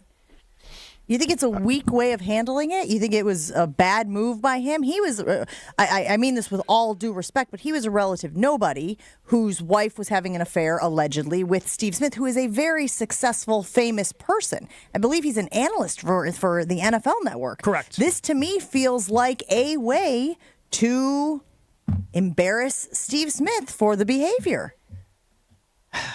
If I see one of my pals acting like, hey, let's maybe not. We don't need to blow this whole thing up in public. Like, yeah, I mean, yeah, Steve Smith is a part of it, I guess, but like, your wife is the one who cheated on you. Like, Steve Smith isn't your buddy. Is there any reason we should believe that he didn't address this with his wife? Do we feel like he kept quiet on that end, but used all of his energy to lambaste Steve Smith Jr.? Like, I feel like, because I did see that reaction, which was like, hey, you need to take this up with your spouse. You need to take this up with the person that you exchanged vows with. My guess is that occurred. My guess is that happened first. My guess is there have been conversations. So then it's like some arbitrary rule that you only can address it with the person that you have a relationship with. You cannot go out and say, and you, scum, you also had a role in this. But he also did address it with Steve Smith when he called Steve Smith. 100%, but I'm saying the argument against doing this seems to be take it up with your wife. But we don't know that he didn't take it up with his wife. Like, my guess is that the guy got handled. My problem is taking it up in a public forum. Like, you don't need to throw, because it seems like he took up, because also, I don't know what the laws are in terms of recording phone conversations and putting them out there publicly. Some states I know both parties have to consent to that. Yeah, two-party consent. I have no idea what it is in Maryland. Can you imagine Steve Smith Jr. filing a lawsuit against Lamborghini because he recorded him without his consent? Can you imagine this sucker going to that level? That would be epic. So, again, I have no idea what the rules are in Maryland. But again, you obviously took it up with your wife. You took it up with Steve Smith. I don't think you needed to do this in a public manner because now kind of embarrassed yourself in the process. Did he? In what way? Well, you became synonymous with your wife cheating on you. Well, that's unfortunate, but also he feels like he blasted Steve Smith. He put him on blast. I think we have a problem of oversharing as a nation. I think we tell people way too much. For instance, this weekend, I ran into somebody I haven't seen in 15 years.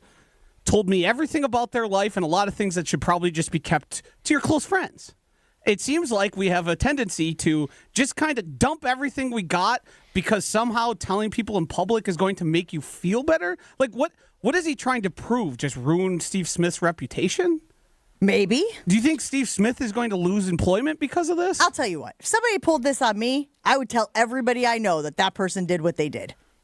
Everyone, especially people that we both knew. I would tell all the people that we both knew that this person did what they did. And I would hope that would get back to that person. Because you don't bleep with me. Like, that would be my attitude on this. See, all I would do, call Angry. It'd be taken care of. So you got a hired gun? You got a hit person over there? I'm just saying. And you know what? Yes. And the Spaniard, we told every one of our kids, this is true. We said, we will pay for your destination wedding 100%, no questions asked, if it's in St. Louis. We haven't got one taker yet. No, because the destination typically isn't St. Louis. Yes. Yeah. What does it matter where it is? I'd take it up on that deal in a heartbeat. No, he's got 31 weddings, right? Venues. Yeah. So we've already negotiated a deal with them, and we told all the kids. Otherwise, yeah. Lots of reaction rolling in on the Carbless Talk and text line. Let's see.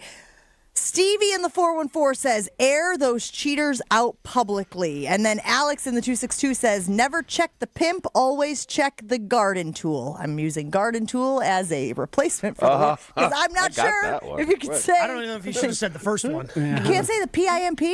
I don't think you can spell it either. What?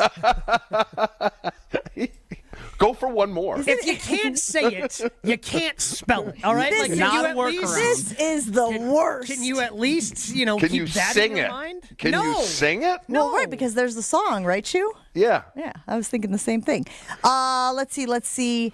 John weighing in saying the guy who outed Steve Smith is a madman and should be celebrated in society.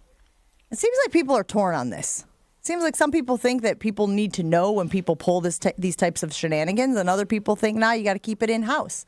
Should we put it on the poll? Are we allowed to put it on the poll? How would you imagine we phrase that? You know what? Give me the break. Let Jen tell us. Can you give us at least 10 minutes so the delay can catch back up? Give me the break so that I can figure out how we would phrase that on the old talk and text line. I don't know. I feel like there should be consequences for that behavior. I feel like if you're somebody who knowingly interacts in that way with somebody who is in a relationship, who is in a committed relationship, yes, there should be consequences for the person in the relationship. But I also think hey, you knew what you were doing. You knew that person's status. You knew the situation, and you still chose to behave that way. You still chose to put yourself in that situation. So you know what? I'm telling everybody. Telling everybody what I know.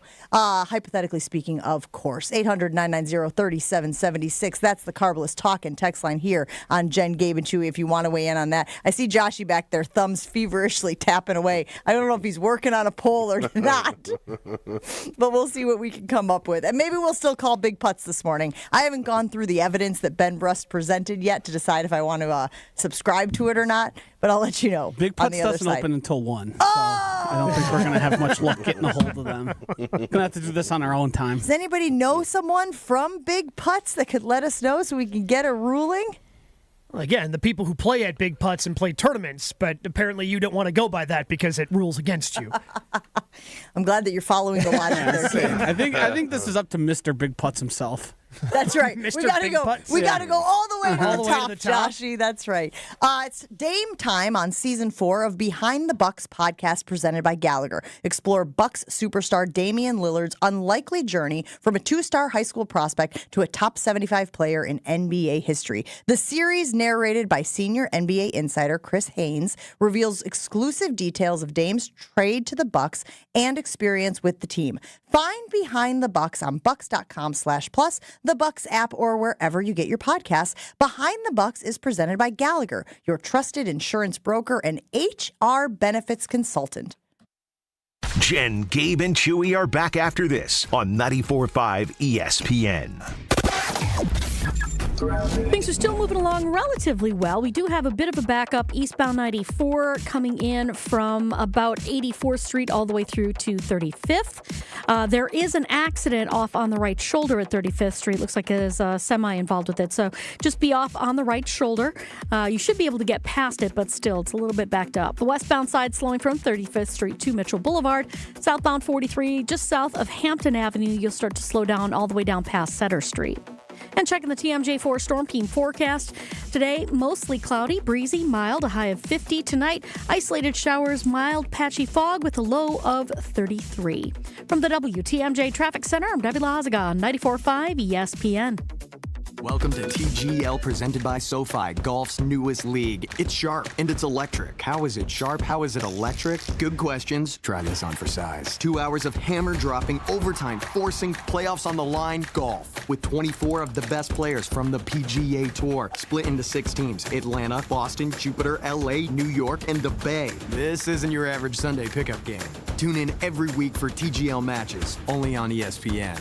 Keep up. It's golf.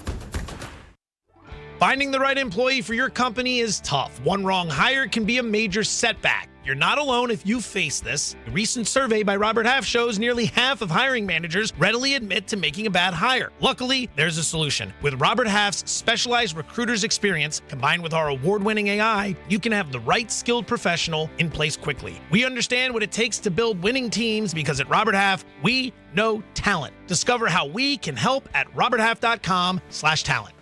$5,000. That's the average amount of money people in the U.S. are now spending on gas in a year. $5,000. That's crazy. If you drive, you have to download Upside, the free app that gives you cash back every time you get gas. That's right. You can earn real cash back with Upside just by buying the gas you're already buying. You can literally start earning cash back today. I use Upside every time I fill up, and I've already made around $300. You're putting gas in your car anyway. Why not get real cash back? If you like free money, download Upside. I'm saving the cash I earn from using Upside to help pay for a vacation later this year. Download the free Upside app now to earn cash back every time you buy gas. Use promo code BUY to get an extra 25 cents per gallon on your first tank. You can cash out anytime right to your bank, PayPal, or a gift card for Amazon and other brands. Just download the free Upside app and use promo code BUY for a 25 cents per gallon bonus on your first tank. That's code BUY for a 25 cents per gallon bonus. Great impressions will exceed your expectations. Great impressions, perceptions, everything. At Great Impressions Graphics and Printing, they've been proudly serving the community for over 26 years. From their location at the corner of 54th and Burleigh in Milwaukee, their dedication to quality and customer satisfaction has made them a trusted name in printing and design. Great Impressions offer a wide range of services, including banners, posters, yard signs, business cards, programs, and postcards. Plus, they specialize in custom apparel printing, perfect for family reunions, sports outings, business promotions, and more. For your next project, visit greatimpress.com. That's greatimpress.com. Great Impressions. They're here when you need them. Great impressions, perceptions, everything. It's Jen, Gabe, and Chewy. Have you never had a good pie? I've had fine pies. You get no pie. Right now, yeah. I mean, seems that way anyway. But if we get him on those dating sites, it feels like maybe he could. On 94.5 ESPN.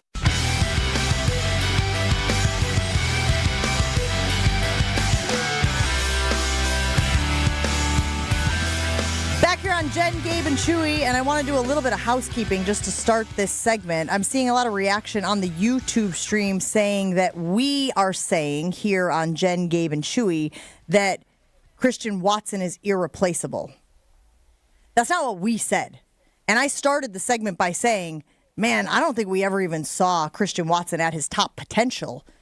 And Gabe, you mentioned that there was a stretch where he had 9 touchdowns in like 7 games or something like that. And that might have been the closest. But just to make sure that we are clear, I don't think we ever saw the version of Christian Watson that Goody hoped that we would see when he drafted him. The article is from Sports Illustrated saying that the combination of his size and speed is hard to find in the free agent class and in the draft. That's what the irreplaceable, impossible to replace is. I feel like he underperformed for his career, mostly due to the injuries. But that is a reality. And I just want to make sure that we're clear on that. Chew, do you see eye to eye with me on that? Like, we never really saw the full potential of Christian Watson, and I don't think he's irreplaceable, but I do understand the premise of the Sports Illustrated article. No, if you look at his stats, I mean, his rookie year, he had 41 catches. 7 touchdowns. His second year, 28, and then last year, 29. I mean, those numbers are not even number 2 worthy, right? Correct, but I think the overall article that Bill Huber had put out there on Sports Illustrated, the point was the team struggled without his speed.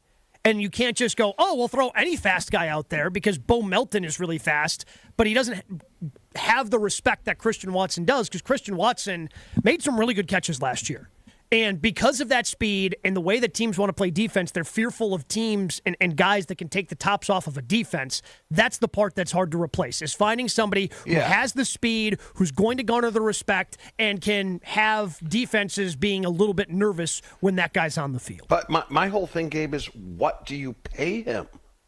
Like, what do you pay him? If this was someone on the Jacksonville Jaguars, you'd be like, those numbers are $6 million numbers? But I understand. No, he'll get because of again, as long as he shows that his speed is still there post ACL, someone's going to give him a 2-year deal, and it's going to be $10-11 million per year. Because when you take a look at MVS stats, like MVS, I think his best year was like 700 some yards. Yeah. People want speed, and people will pay for speed, even if it's just potential. Teams are really that's what they want. They want to have those speed guys on the outside. There aren't many guys 6'4", 210 running like low force. That's just not a prototype of person that exists. So you're going to pay somewhat for potential and hope for the future. You can't just say you know what he is, and you guys are probably too young to remember. I'm sure you'll know the name. He's Alvin Harper, right? Sure. Alvin Harper was so good in Dallas because he had Michael Irvin and he had Jay Novacek. Alvin Harper then signed a big deal with Tampa Bay, and he was terrible. Yeah. He was terrible because all he could do is run fast straight away. But I don't think... as soon as you're all right, you got to actually be a receiver here. You got to run crisp routes and stuff like that. And the ACL is only going to hurt him in that department because an ACL for a receiver is much more important than an ACL for an offensive lineman. Yeah, but I also don't think that somebody's going to try to pay him a boatload of money. I don't think that's going to be on the table. Like, I don't think he's getting top-end wide receiver dollars. That's just no. Especially coming off of an injury. I just want to see what they do with number one. What's Goody's idea of a number one? Or does he still believe he doesn't even need a number one? I'll tell you what, though, Chew, because you asked this question earlier of, okay, what do we do if they don't do anything? If they don't get Devontae Adams, the actual number ones that are out, like, it doesn't exist. It's really a Devontae Adams or bust situation. Otherwise, you're bringing in a Chris Godwin. Otherwise, you're bringing in Amari Cooper, Stephon Diggs. Like guys that are on the back end and still just you have a lot of questions about. So in that instance, would you rather, as we have talked about the free agents and how thin it feels like that list is, would you rather they take a chance on a wide receiver in the draft? They have to do both. They have to do both. Because I don't know if you're going to bring back Romeo Doubs. Right now you have the 4 that you trust. 2 are going to be free agents. Like the reason why they're in this position is because they basically ignored wide receiver for a large stretch of Goody's earlier tenure. And then he tried to shotgun approach it when he drafted MVS and Equinemius St. Brown, and I can't remember the guy's name who lasted 2 years in the NFL, who was actually the 4th round pick. Jamon Moore. Yes, Jamon. Yeah, exactly. So you're in this position because you kind of ignored it, then you tried to shotgun it, and now these receivers, they're not really stacked the way they were, when we talk about the glory days of Aaron Rodgers, where they were all kind of folded in slowly but surely. You're going to have to start backfilling and start folding in those young receivers. They're going to have to spend, I think, a day 1 or 2 pick on a wide receiver regardless if they bring in a Devontae Adams this offseason. Because Devontae's not a long-term solution either. A day 1, Gabe, a day 1, right? Well, day 1 is only the first round. Oh, okay. I forgot how it works. Yeah, so day 1 is first round, then day 2 is rounds 2 and 3. Day 2? You in on day 2? Yeah, definitely day 2. Yeah, so day 1 or day 2. Like those first 3 rounds, you have to go and get somebody because you have to start backfilling. Like I don't think they're going to re-sign both Watson and Dobbs. One of those guys is going to be gone in 2026. And then you got to start backfilling. So that starts this year. Mm-hmm. You got to be looking to the future if you're Goody, and you still have to draft a receiver high. 800-990-3776. Do you agree with Gabe Neitzel that the Packers have to address wide receiver not just in free agency, but also in the draft this season? Would you be disappointed if they didn't do? Oh, so this is the old twofer. Chewy hates the twofer, but this is a twofer. Mm-hmm. You got to twofer your way through the wide receivers. So says Gabe Neitzel. We'll put that on the Jen, Gabe, and Chewy Twitter poll. Do you agree that they need to address wide receiver in both free agency and the draft to avoid there being a major hole as we go through the next few seasons? We'll take a break here on Jen, Gabe, and Chewy. Wrap up the show right after this. From the biggest plays on the court to the comments made in the locker room after, an in-depth recap of every Bucks game in 6 minutes, no more, no less. It's Bucks in 6 on the Bucks Plus audio network. If you missed any of the game or just want to relive the biggest moments, Bucks in 6 provides game recaps every morning after. Hear the high-flying dunks from Giannis or the deep threes from Dame, and catch the comments post-game about what happened on the court. It's Bucks in 6 on the Bucks Plus audio network. Find it on bucks.com/plus or on Spotify, Apple, and wherever you get your podcasts. Jen, Gabe, and Chewy continues next on 94.5 ESPN. Kevin Morat, Mentality founder here with a wake-up call. You're running on fumes, gentlemen. Just 1/3 of the free testosterone you need. That's why you're drained, defeated, and disgusted with your progress. But here's the truth. Mentality doctors specialize in epic comebacks. Our clients show an increase of 30% testosterone levels within the first month. We don't just treat men, we reignite lives. Just imagine the focus, energy, and drive being restored. Your comeback starts now. Don't wait. Make this your best year yet. Start today at mentalityhealth.com/radio. UW Credit Union presents the Student Athlete of the Week, supporting local student athletes as they grow on the field, in the classroom, and in the community. UW Credit Union is here for every you. Learn more at uwcu.org. Here's Ashton Rotman with a UW Credit Union Student Athlete of the Week. This week's UW Credit Union Student Athlete of the Week is Whitnall High School's Ethan Shutton. The senior swimmer setting a pair of state records in the state meet on his way to earning 2 gold medals. In a 200-meter freestyle, Shutton finished in 1 minute 37.67 seconds, an astounding 5 seconds ahead of the silver medalist. He set another WIAA state record in the 500-meter free, finishing in 4 minutes and 22.79 seconds. Again, way ahead of the pack, as the silver medal winning swimmer was 8 seconds behind. This wasn't the first gold medal winning performance for Shutton, as he also took home the 500-meter freestyle gold in 2023. Shutton will be continuing his swimming career in college at the Division I level starting next school year at the University of Minnesota. Hey Bucks fans, it's Alex Stroh. Enjoy Michelob Ultra with me this Saturday night at Coach's Pub and Grill on South 13th Street in Milwaukee. I'll be at Coach's watching the Bucks take on the Dallas Mavericks starting at 7:30. Stop by for a chance to win Michelob Ultra prizes. Also enjoy Michelob Ultra at Papa Stash Big Bend, Maxwell's in Cedarburg, and State Street Pizza. We'll see you this Saturday night at Coach's Pub and Grill on South 13th for the Bucks game. Brought to you by Michelob Ultra, proud sponsor of the Milwaukee Bucks. Enjoy responsibly. Wisconsin is still cattle country, and that's why Bunzel's chose to stay close to home to hand select the finest beef. Quality goes into everything they do, from Bunzel's expansive array of meats, homemade specialty sausages, and their award-winning beef jerky. It just isn't a proper holiday meal without Bunzel's top quality cuts on the dinner table. Tasting is believing. Visit Bunzel's at 90th and Burleigh or bunzels.com. Hi, this is John Neal, CPA and founder of the Neal Group. Happy New Year. How's business? Do you really know? We recently worked with several clients who thought they knew, but they didn't because their books were not in order. Imagine thinking you were making $1 million, but because your books are a mess, you were really only making $200,000. Quite a difference. Imagine finding out expenses were not recorded properly or sales were double recorded. If these happen to you, we can help. We work with our clients to clean up their books and give them the information they need to know where their business is now and where it is going in the future. Don't wait. Start on the path to less stress, more cash in your pocket, and no more sleepless nights. Call us at 414-325-2040 or visit neilgroup.net today to book a meeting. We can talk over Zoom, the phone, in our office, or your place of business. Yes, we like to visit our business clients. Don't wait any longer. Call 414-325-2040 or visit nealgroup.net. This is Jen, Gabe, and Chewy. Is it against the law to be a moron or no?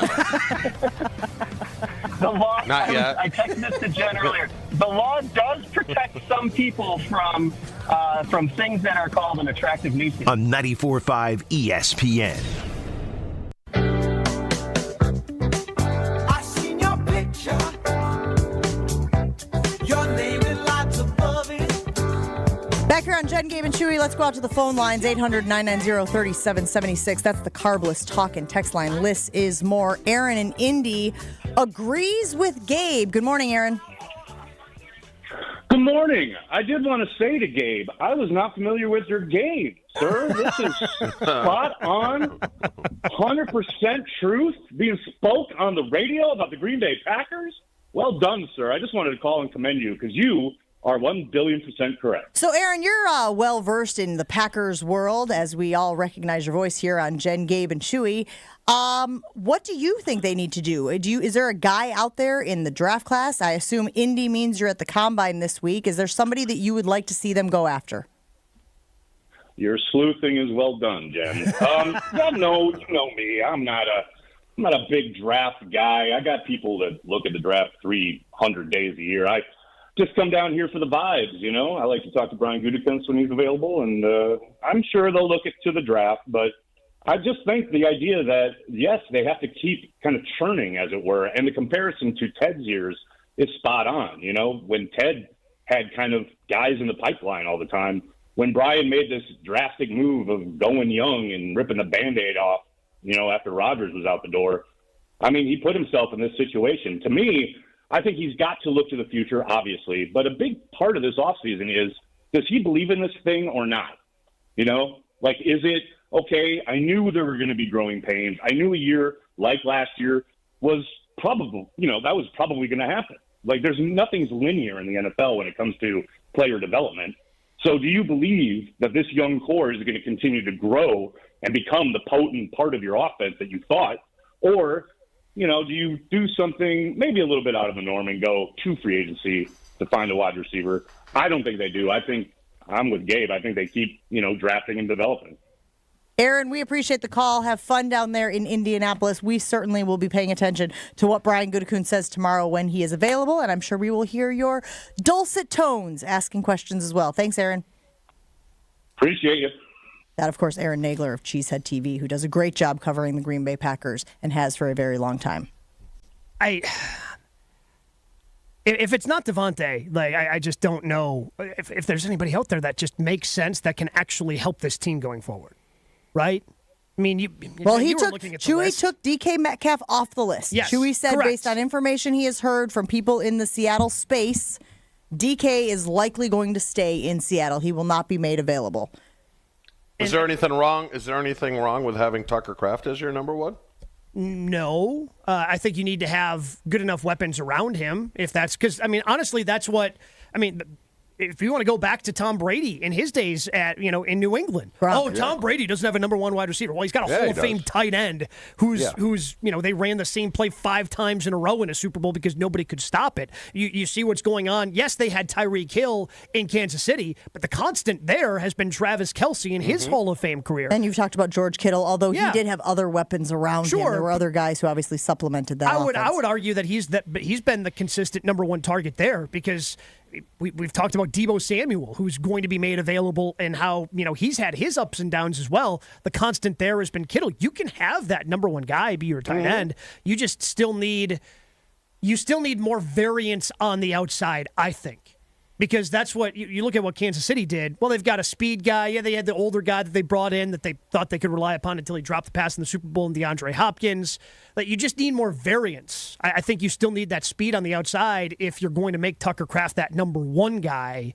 If you decide that you don't want to bring in Devontae Adams or any of these other veterans that are out there. Devontae would serve as like a perfect stopgap. Yes. Give yourself some breath. Yeah. And it doesn't have to be Devontae. I don't know who else could be possibly available, but give yourself a little room to work with. He's the only one. Right. That makes sense, I think. Right, because that we're everybody aware else of is is just available, yes. because you're just kind of crossing your fingers Right. going, maybe this guy still's got it. Well, most of them are coming off of injury as well. When you looked at that list that SI compiled, and to be honest, it was not all that different than the list that we compiled last week when we had this conversation, but many of them coming off of injury, and that is just a gamble as opposed to a proven commodity like Devontae Adams, particularly in the Green Bay Packers offense. Hey!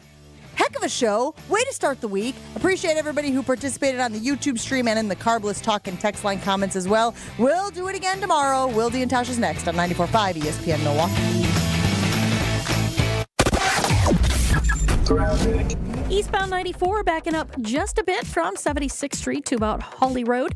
Then again, coming out of the stadium interchange towards 35th. The westbound side's backed up coming out of the stadium.